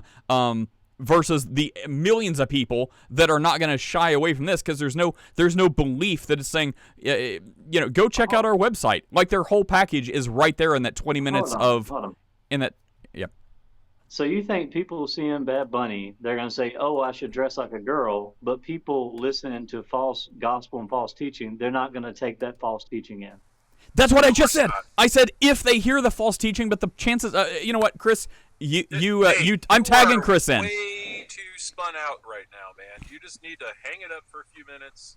Let me deal with them because, like, I can feel the heat coming off of you right now. I feel like. Oh, here we go. I feel like there's I want to see a He Gets Us ad with Steph washing the feet of a Hebrew Israelite. That's what I want to see. Yes. Not a chance. No, I just thought about that. No, that's terrible. But Nick, here's the problem. I want to say, am I crazy? I may be. Is totally correct. I think like 4 How? people. Oh my gosh! How do these people not understand it? Really, like go to the website and start learning about liberal theology, and even when they do, they're not going to understand it. Is it going to make a lost person? We're Calvinists, right? Are the He Gets Us ads going to make a lost person more lost? Like, no. They're not redeemed. They do not have the mind of Christ. They're going to be completely lost. It's just, pick your poison. Now, in terms of the culture and the coarsening of the culture and what is allowed, this is called the Overton window, okay? And so the Overton window is what is allowed in regular, polite public discourse.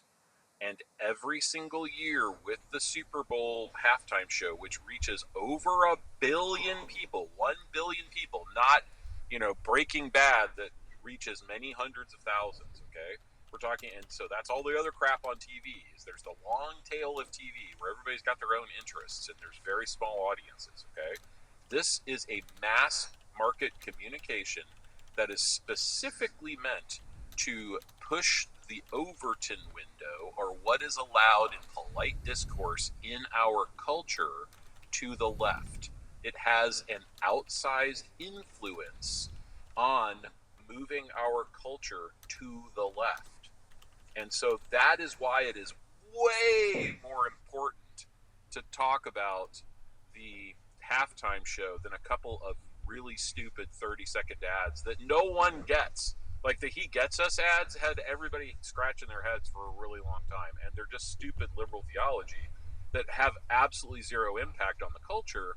But Bad Bunny moves the Overton window to the left, and the point of that is to move it so far to the left that eventually you will get real persecution of Christians.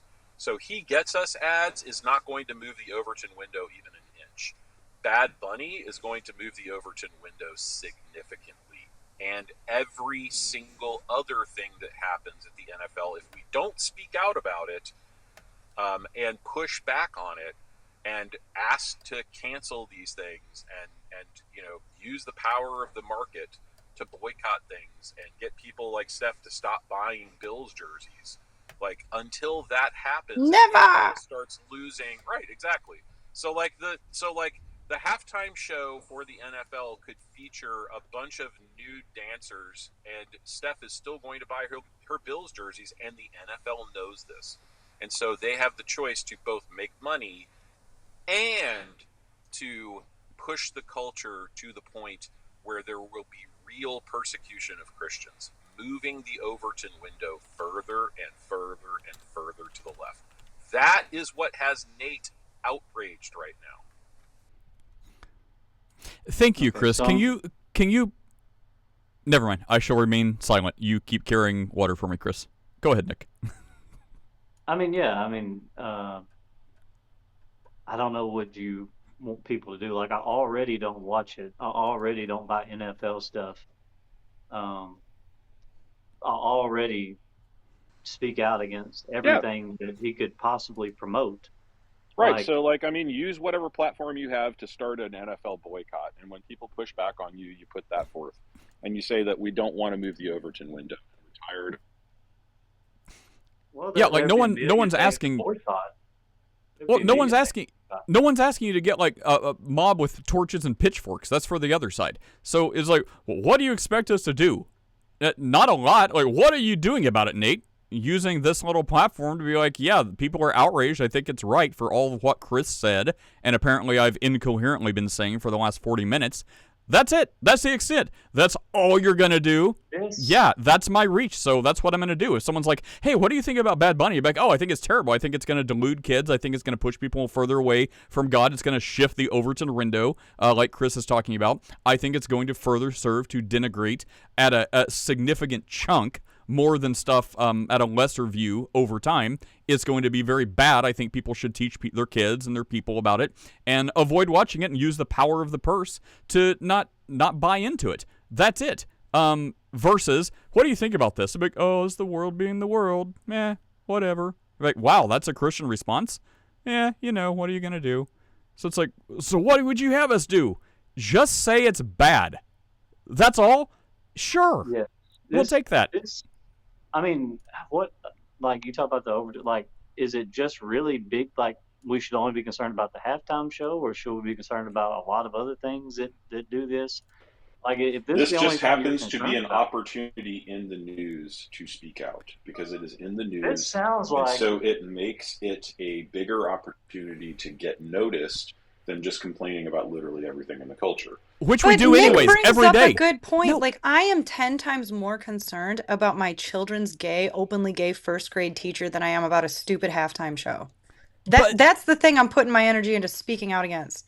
but Let me are you try something, done? Nate. Like, Hold on. are Nate, let me just try something here. So, Steph, you're going to buy Bills jerseys no matter what, right? Correct. You're going to buy them for your kids. Okay. So, now, if they start feeding Christians to lions 5 halftime shows in the future, like the halftime show is literally we're going to feed Christians to lions, and the entire crowd is going to cheer as, we feed these 20 Christians to lions. Are you going to stop buying Bills jerseys? Bruh, I will probably be fed to a lion. Like, what are you talking about? There's not an opportunity then for me to be watching football. Like, okay, part of this is that, yeah, I see what you're saying, but Christianity has always functioned and flourished under persecution. We have the luxury of living in a post 1950s America where we have completely lost sight of that being the history of our people, right? get ready, So, it's coming back. well, sure. I'm Yeah, just I trying to know. get a Okay. beat on how You far. guys, hold on. You guys live in Florida. You'll have to pardon me if I don't take it quite seriously that you think you know what it looks like to be like hard to be a Christian. It is already hard for me. I know people who've lost jobs. I have lost clients. I have blah blah blah blah blah blah blah. Okay? I get it. I am not putting any energy into giving one iota of a crap about sinners doing sinful things at a halftime show. I am 10 times more concerned about a church funding he gets us commercials about how you can go on doing illegal things and being a drug addict and being gay and everything and Jesus still gets you, right? I am way more concerned about that. I am also way more concerned about what's occurring in my own communities where I cannot take my kids to any local festivals or parades or anything because this kind of display is in front of us in the flesh. I as far as my attention and concern goes, I have 1% for the Super Bowl, and the other 99% is taking up my daily life. Like, Great. and I also completely agree with Nick in that, like, it seems convenient to be like, oh, a platform and opportunity. I deal with drug addicts and transgender people and all of this in the schools, in my job, in all of this all the time. I am also way more concerned about the amount of heroin overdoses in my community than I am about the Super Bowl. Like, I Okay. just, okay. Great. But the reason you are dealing with stuff that is consuming your mind, all the stuff you just said, is because every time there is a huge incremental thing like the Super Bowl that's going to massively affect culture, and further that, every time in history, let's just go from the 1950s, which was your history point, enough people have not shut that down and have not spoken out a bit against it because like we have bigger things going on in our life. We have bigger things to worry about. This is how you get bigger problems in your life, by not speaking out against huge seismic cultural shifting events. So it's like, no, I care about this in my immediate future. Yes, and you're right to do that, but the reason you keep having big things in your immediate future to care about is because people are speaking out less and less about these huge issues because they don't affect them immediately right now, but in 5 years they will. When these things go unchecked, and like Nick was saying, it's like we have way bigger issues. That's acting like we don't, like, what is this thing about? What have we done every day for the last 5 years or whatever on Clubhouse? We speak about every issue that comes to our attention. It's what we do. We have the conversation of the day and give Christian points about it. So we've already talked about this stuff. So you're like, well, there's bigger events. Yes, talk about those too. Steph has just addressed every event in her life. Her real estate stuff, the state of New York, the persecution of her, the festivals. She's addressed. Great. She's already spoken out against it. So are we going to go like another, like what, approaching an hour and 10 minutes now about how we can't be bothered to speak out about this cultural event coming up in the NFL, when we could have spoke out about this cultural event coming up in the NFL in 3 seconds and been done with it. Like, I honestly thought this was going to take 3 minutes, and then I had a whole thing about the new Anglican Church losing 40 million people. I can't dare speak against that now, because then they're going to be like, why are you giving Anglicans a hard time? They're just people. They get us.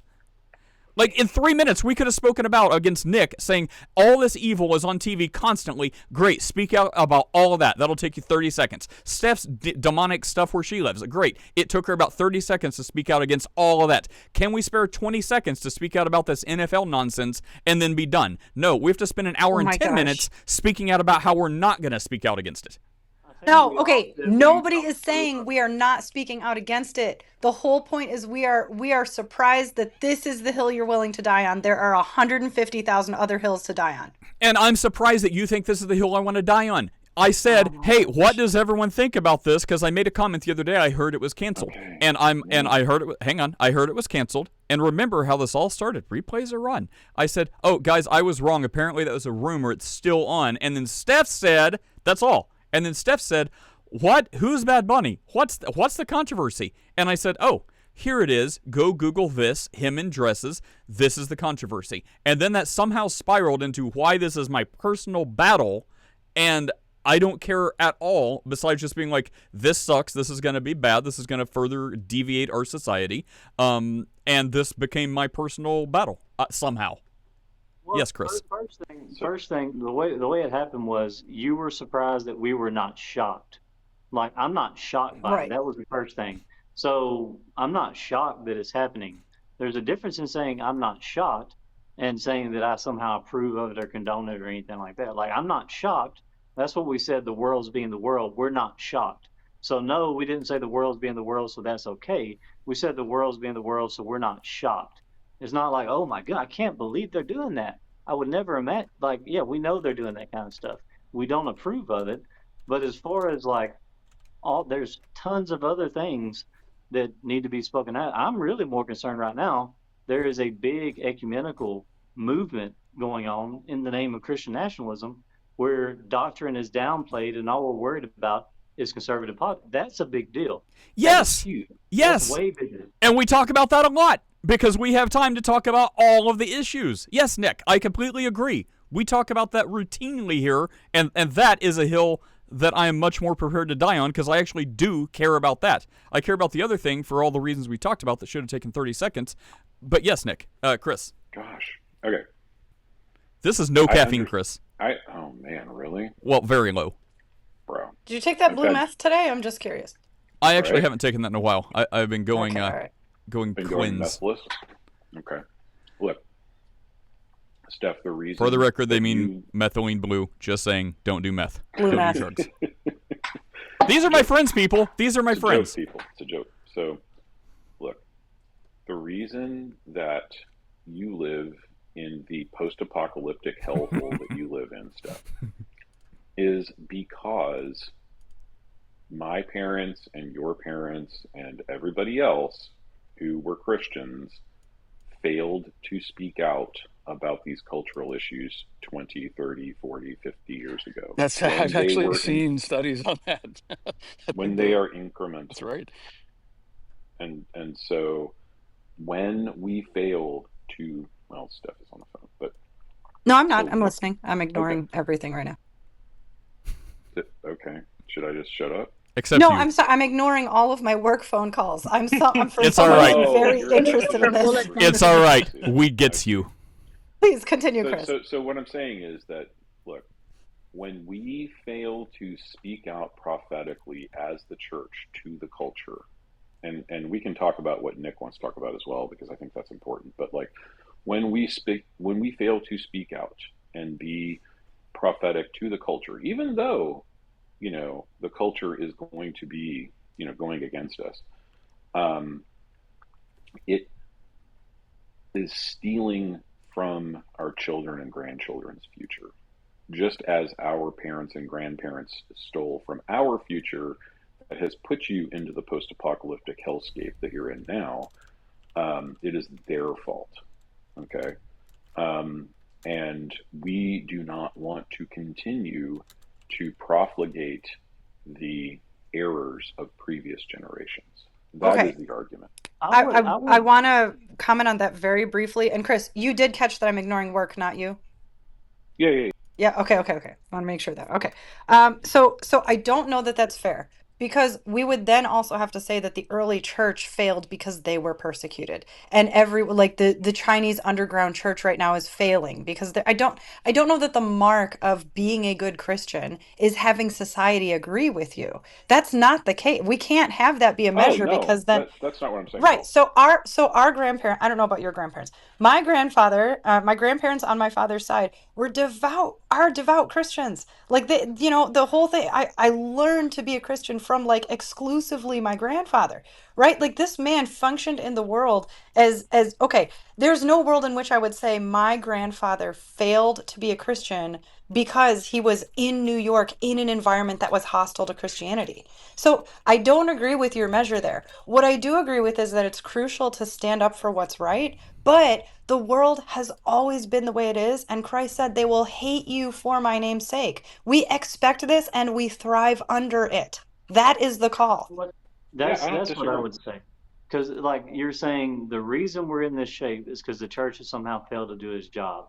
I wouldn't blame the decline of the culture on a failure of the church. The idea that if the church was faithful, then everybody would be Christian, and I don't think that's what. No. I'm not saying that at all, Nick. I'm saying that the church has, for generations, they didn't used to, but the church in America for generations has failed to put forth in the public square Christianity. We have retreated to our churches. We have retreated to quote unquote private faith. We have retreated to Christians don't talk about politics and religion, and we've gotten this idea that the polite discourse is that we ignore politics and religion around the dinner table and anything else. We don't talk about it at holidays, all these things. And I'm not saying every Christian does this, and I'm not saying that there has to be this, major platform of, Christians complaining about the culture. My idea of somebody who's doing this really well would be somebody like Doug Wilson. Doug Wilson engages the culture.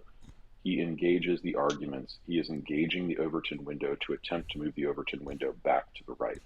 And he is doing so by planting churches, advancing the gospel, and standing up against the culture. And you know who else did this good? Charlie Kirk. And, this doesn't have to be just a church Christian thing. As Christians who are in a church, it absolutely should. But this extends to secular stuff, too. At some point, Michael, I see your microphone, so I assume you want to speak. I'll get right to you if you do. But I assume, Michael, and there's lots of pro-life atheists. We know them. They come around here. It's been a while since I've seen them. But so secularly, there will be a point where even non-Christians want to push back against society, because if they say nothing, it's like that quote. It's like all it takes for evil to win or for bad guys to triumph is for good men to do nothing. So instead of just being like, keep your heads down, the very Jehovah's Witness, like keep your heads down, just don't raise your head up, just keep private, or like Amish. At a certain point, it's going to be so bad if you don't speak up, even not from a Christian religion reason. Even if secular people don't speak up for what they consider traditional okay values, they're going to get ran over. And it becomes a free-for-all. That's why the government has checks and balances. If it didn't, one group or one branch would run, it'd be like a runaway train. So the same thing, if people don't push back in the culture to keep it at a stalemate, where it very slowly moves one side, keeps one side or the other from moving slower. If the one side just capitulates and says, you know what, we're not going to speak out against this, they can do what they're going to do. That's how the other side that they previously tried to curtail will be a runaway train with no checks, no balances, no pushback. They will go insane. So if you think it was bad enough when you're pushing back and stopping it, good luck. Whatever side capitulates and lets the other one to be a runaway train, the other side's really not going to like that. But what are you comparing to? Like America, as we're in a unique position that our nation was established under professed Christian smelling values, and then we've seen a decline in America. But what's unique is that we had a nation set up that way. What's not unique is now we're going the way the rest of the world throughout all of history has gone. Sorry, Nick, go ahead. Well, I would say, yeah, this whole thing about having to speak out against the culture, like, where does that end? Like, every single thing, do I have to speak out about every? Because like, there's so many things you wouldn't be able to speak out against all of them. Like, I think we have a specific thing we have a specific call to preach the gospel, make disciples, and I think that's our main calling, to try and make disciples, not Christianize the culture. Like, I think some people, like with what's going on in the Christian nationalism movement, they seem to think if we can just pass certain kinds of, and look, there are certain laws that should be passed, but I think their emphasis is more on engaging the culture and not preaching the gospel, and you lose both when you do that. This is so. No. It's if you get that wrong and you say you just this is bad, don't do these things. This is bad, you just shouldn't act that way, and it's not with a gospel focus, then you really just moralizing the culture. Like, I don't. But as far as the speaking out against what the culture is doing, and how outraged we should be about whatever, this reminds me of like when David Platt wrote that book Radical, and he talked about giving and whatever, and not like the people who really emphasize giving, like it's almost never enough. Like should I give until I just have, one set of clothes? Like, can I have no luck? Like, I just have to give until, like, it's really never enough. And like, how outraged should I be? Should that be my main focus? Like, speaking out against culture? Like, there's balance in all of this. And like, I have a circle of influence. I have things that are immediately in my circle of influence that are more important, like the people I'm around, than like trying to speak out against what's going on at the Super Bowl. Right. Well, like, did you guys know that every time you swipe your Visa, you're funding abortion? Like, that's Visa supports Planned Parenthood. Right. If you have any vaccines ever, you've supported abortion because vaccine contain aborted fetal human cells. Like, we can't. Now wait, Steph, you've just spoken out about two things. I don't know. I mean, at what point do you stop? Like, that's two things you've managed to squeak out. Like, that's good. That seems normal. I mean, I don't want you to get too far ahead, but you've just spoken out against two things that are very pertinent and very relevant. No one's asking you to crawl on broken glass. What you just said is great. You just brought awareness to that. Yes, we have routinely mentioned that before, and it's been a while. So thank you for having 2 seconds to speak out against that. Well, Nick, you're just building straw man when you're like, well, where's the limit? Should I take up every cause ever? No one's saying that at all. Do you realize how many issues we could have spoke out against during this entire thing about how we can't be bothered to speak out against everything, and the result is we've basically spoken out against nothing by trying. Do you remember that? It's like the homeless discussion from last week. It's like, well, should we give a homeless person $5? Well, should we give them a food card so they can't use it? Well, they can sell food cards for money. What if they buy drugs with it? Well, $5 isn't enough. Like, this is a real conversation. We had it like last week. Remember that stuff? And I'm like, guys, why are you trying so hard to justify not giving a homeless dude $5? Give him $5. Like, why are you fighting so hard to not give homeless people a cheeseburger? If you don't want to give them money, throw a bag of fries at them. Give them some potato chips. That's the point. The fact that you're pushing so hard against how you shouldn't have to give homeless people money, just be like, I don't want to give homeless people anything. Just say that. But you're trying to like justify it. So it's like we're spending so much time on how we can't possibly speak out against every bad cause on earth. Great. You know what? You're absolved. In the eyes of Chris and I, and I'm just going to throw Greg and Michael in there too, Steph and Nick, you're absolved from speaking out against everything you don't want to speak out against. Chris and I guess, will speak out for whatever we have capacity for, and when we run out of capacity, maybe other people will absolve us from speaking out against a 400th issue. So, you know what? You're absolved. You're fine. Let me just real quick, Nate. Real quick. So, Nick, the point of the Super Bowl thing is that it is an opportunity.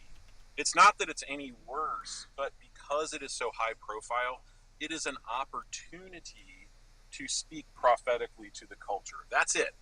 It's not that there's not worse stuff on TV or whatever else. It's an opportunity for Christians to speak prophetically and for the church to speak prophetically to the culture and be heard by lots of people who would not necessarily hear that message. I think it's also, I've been listening a fair bit. I just want to throw something else in, and it goes to what you said, Nate.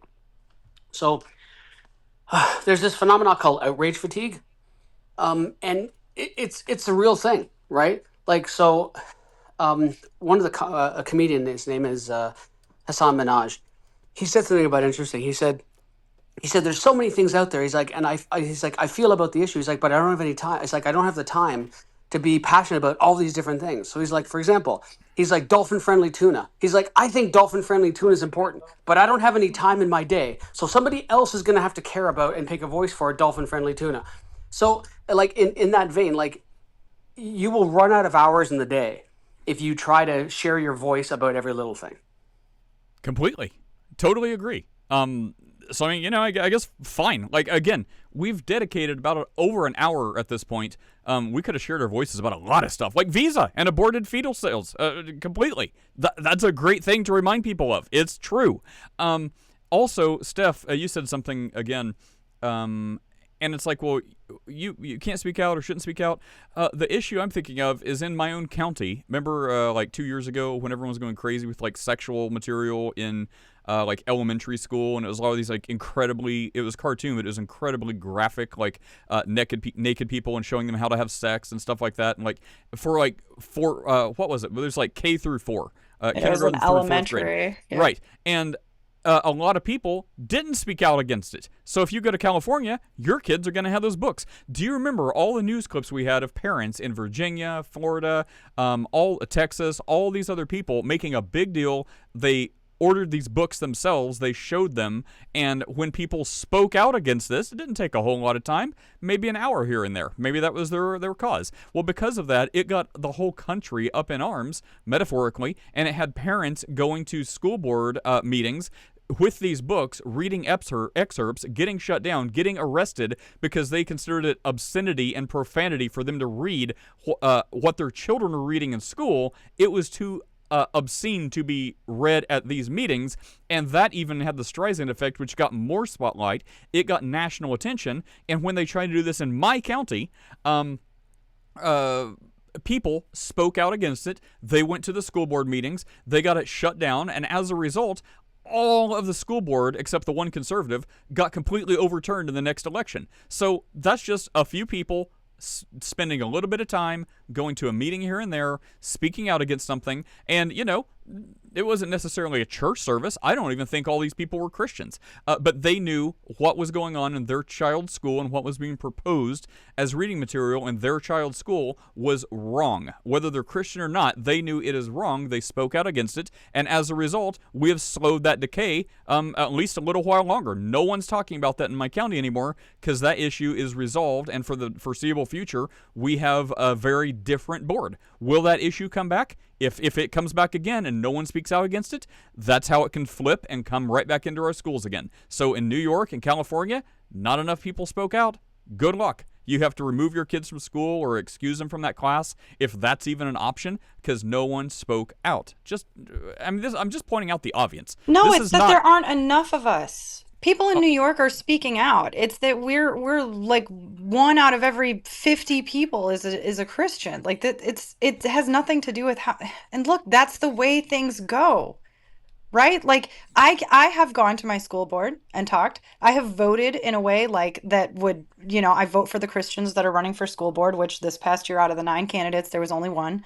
And so I voted for her, right? So it's like we are so vastly in the minority that it's something. Now, this isn't, China. I'm not actually experiencing any physical persecution, but there's so few of us. Like this is the way it is. I understand. There's nothing else I can say. This is like when we talk to the Muslim about That's the Trinity just the for way it is. It'll never be Some the things same. will never change. Oh my This reminds me of the BLM stuff where it's like silence is violence. You got to be working and doing this stuff, and like that's kind of how it sounds. Like you got.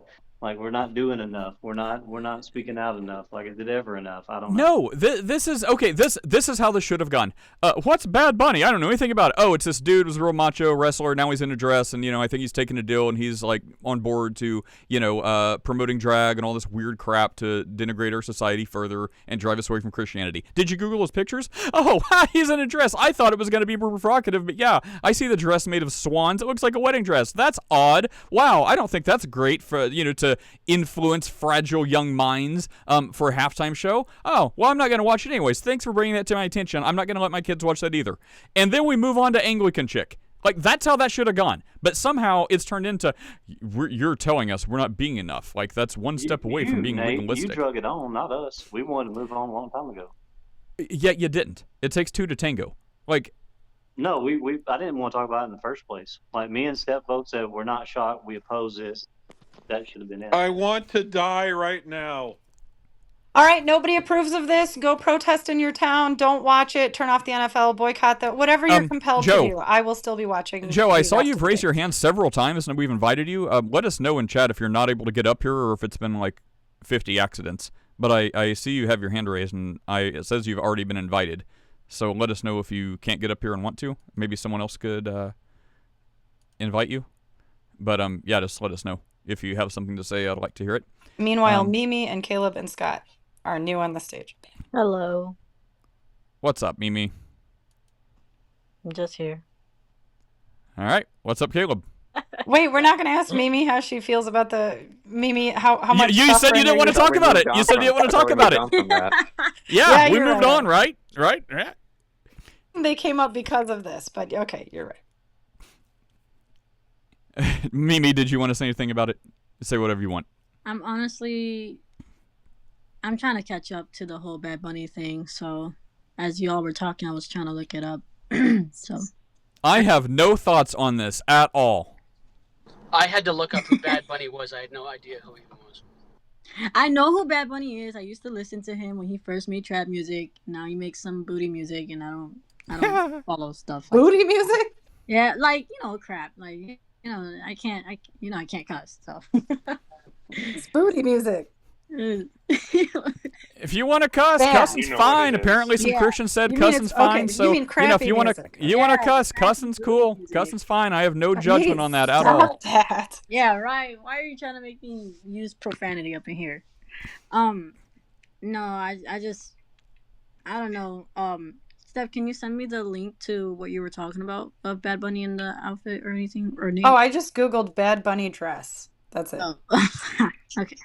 But then click on Google Images so it gives you a collage. Less horror than I see in my daily life. Guys, oh my God, why? It's like if I'm like, guys, a gambling ring has been busted in this city, and people have lost hundreds of thousands, yay, millions of dollars. Like, isn't this a bad thing? Should Christians speak out? Don't you know there's worse stuff going on in the world? Yes, but is this bad? What? Yeah, is it bad? Should Christians say it's not great? Well, yeah. Thank you. Now let's move on. Okay. Caleb, what's up, Caleb? Tell me how I have failed you today. How you have failed me today? I don't know. You're very impassioned by it. I don't know. I guess I typically just don't get outraged with like artists and stuff like that. But we don't have to go down that route again. I think everyone wants to move on. So. Well, they mistake A, my outrage for passion, and B, what I'm outraged about, which is really nothing to do with the dude in a dress. I'm like, dudes in a dress, it's weird. Don't do that. I agree with Michael, though. I feel like I'm really tired about like every week there's something else that I have to be mad about, and it's like, oh, do I have to like? I just can't. You know, I can only devote so much energy and to being upset about whatever it is this week that people are upset about. You know, it's exhausting after a while. Right, but that's like saying, hey, Caleb, what time is it? Hey, don't think about clocks. You undoubtedly have thought about a clock. So I'm like, okay, well, it's too late. You can't not think about clocks. So do you have a one-sentence thought about that clock? Oh, I pictured, this clock on the wall. Okay, thank you. Let's move on. So to be like, we don't have time to be outraged against everything. Yes, but that's a flaming straw man. So if someone is truly making it their life's work to be outraged about everything, you're not going to have a lot of things that you can fill up your day in. You're going to run out of time. But whenever someone's like, Bad Bunny, dress, trans stuff, drag shows, RuPaul, Halloween, Satanism or not, Christians, tinsel in a tree. Like, as you're having these thoughts, you instinctively have quick reactions. So it's like, good, bad, good, bad, bad, bad, bad. It's like, great. You've just covered like 10 different issues. You've given your 2-second thought, and you're not outraged. It didn't take up a lot of time. As quick as someone bounces a thought off of you to be like, oh, yes, that's good. Oh, praise God. Oh, no, that's bad. Oh, no, you shouldn't do that. You should talk with your kids. It's very easy to cover a lot of ground without being outraged. But anyways, what did you want to say?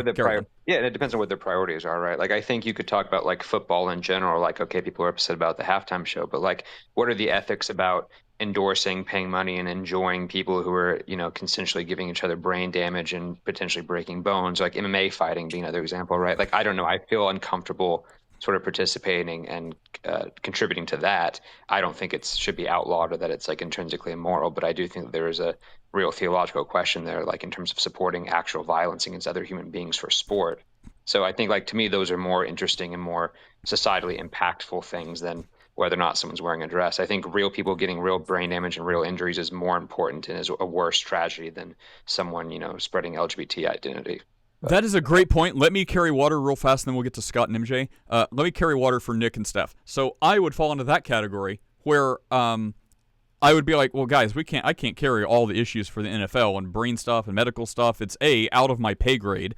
B, to try to get up to speed and then use my limited platform, which is not sports related at all, to try to do that. It just seems insurmountable. Like no, I can't compete in that.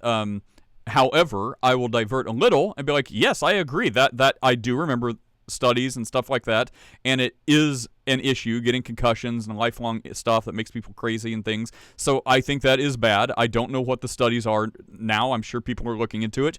I think that's where I would have to let the NFL, the doctors, the people researching this. I support them in figuring out a way for people to be safe and not have traumatic head injuries the rest of their life. But I personally can't be so outraged over that. However, what I can do is say what I just said. Instead of saying, it's an issue I can't possibly speak about, therefore I'll say nothing, I'll be like, oh, well, let me weigh in. Yes, I think that's bad. I support the idea of looking into research and getting people who are qualified and know stuff about the science and how this works to figure out ways to keep people from getting injured. Like, it took like 30 seconds for me to do that. That being said, I'm not gonna have this as a primary cause in my life. What, Chris? Actually, like more like 2 minutes. Maybe that's the whole thing. Is you got a time warper. You think like 3 or 4 minutes of monologue is like 20 seconds. I'm just joshing you, man. How are you doing, Scott? Well, let me just say, I think that Bad Bunny is a terrible travesty with the kind of guy from Puerto Rico. Okay, I think it's like a city in Mexico. I mean, It look, took me a second. It took me a I second. think, I think Puerto Rico is like, I mean, not I mean, some good things. I think they're almost like an ally. But let me tell you, I think it's terrible. It's not Christian. We already have a good bunny in this country, the Easter bunny. Okay. And he's Christian. I'm That's All right. dead. so. That's so And dumb, he man. likes chocolate and he gives out, which is all America because of the tariffs. We have all American chocolate. Okay. So We why have does bad bunnies this surging up to the border. and this bad bunny wears a dress in Puerto Rico? I mean, we've got what about Bugs Bunny? Okay, another great bunny. I think it's terrible, and I think the NFL with Kirkpatrick and the kneeling and everything, now they've got bad bunnies. I think we're going to put a tariff on the NFL, okay? And we have a lot. Look, a lot of these guys with the Haitians, they're eating dogs and cats. I've heard that the bad bunny eats dogs and chocolate cats. Let's stick with the Easter bunny. He's Christian and like Jesus, he raises all the time. Jesus and the good bunnies make children smile. Okay, thank you. Praise Jesus. Okay. That made this entire thing worth it. I no longer regret what has happened the last hour and a half. That was funny. That We was all so know good. Trump's favorite bunnies are Playboy bunnies. We all know that. So I mean, I don't know how much he has an issue with that. Caleb, you're really good at the rage bait. Like you're. I'll let someone else speak out against that. My hat is I'd off try. to you, sir. Your rage bait is. You need a I learned from the chef's best. kiss. What can I say? Right? Well, I don't think that's. Scott, how I mean, much this would isn't we even have a critique of to? his policies, but How much would we have to pay to fund an endeavor where you just do that all the time? You know, I do a couple podcasts, and one I do it a lot. I do the Trump a lot. The other one I don't. It's a long form interview show. It's not. I joke around, but I don't do the Trump as much. But I do have a podcast where I do the Trump a lot. But I'll come in and do some Trump. I don't mind doing that. I think it's fun. Oh boy, what I a feel day! like we kid is need getting that better. every day, like at some My point. kid is getting real good at a Trump impression, so he's still workshopping it, but he's getting better. MJ, you're the last one before I run. Steph, you can run this thing if you want, but I'm out after MJ. What's up, MJ? I appreciate it. I was just coming up to chill. You guys can keep going. If you came up here to chill, you My came to kids the run the wrong flag? place.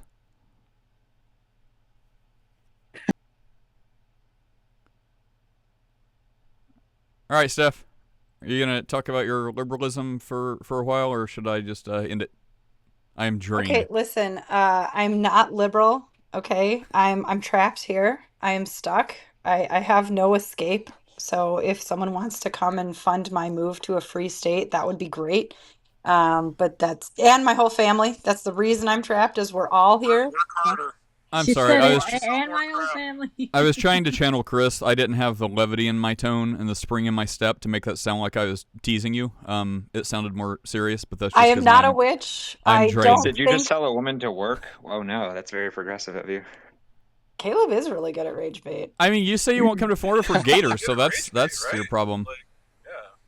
Look, we have mountain lions and bears. Okay, I would rather deal with a mountain lion or a bear than an alligator walking in my neighborhood. Whoa, What are you talking about, Back Steph? up, You know back how many up. alligators and crocodiles I've passed by on my way to work?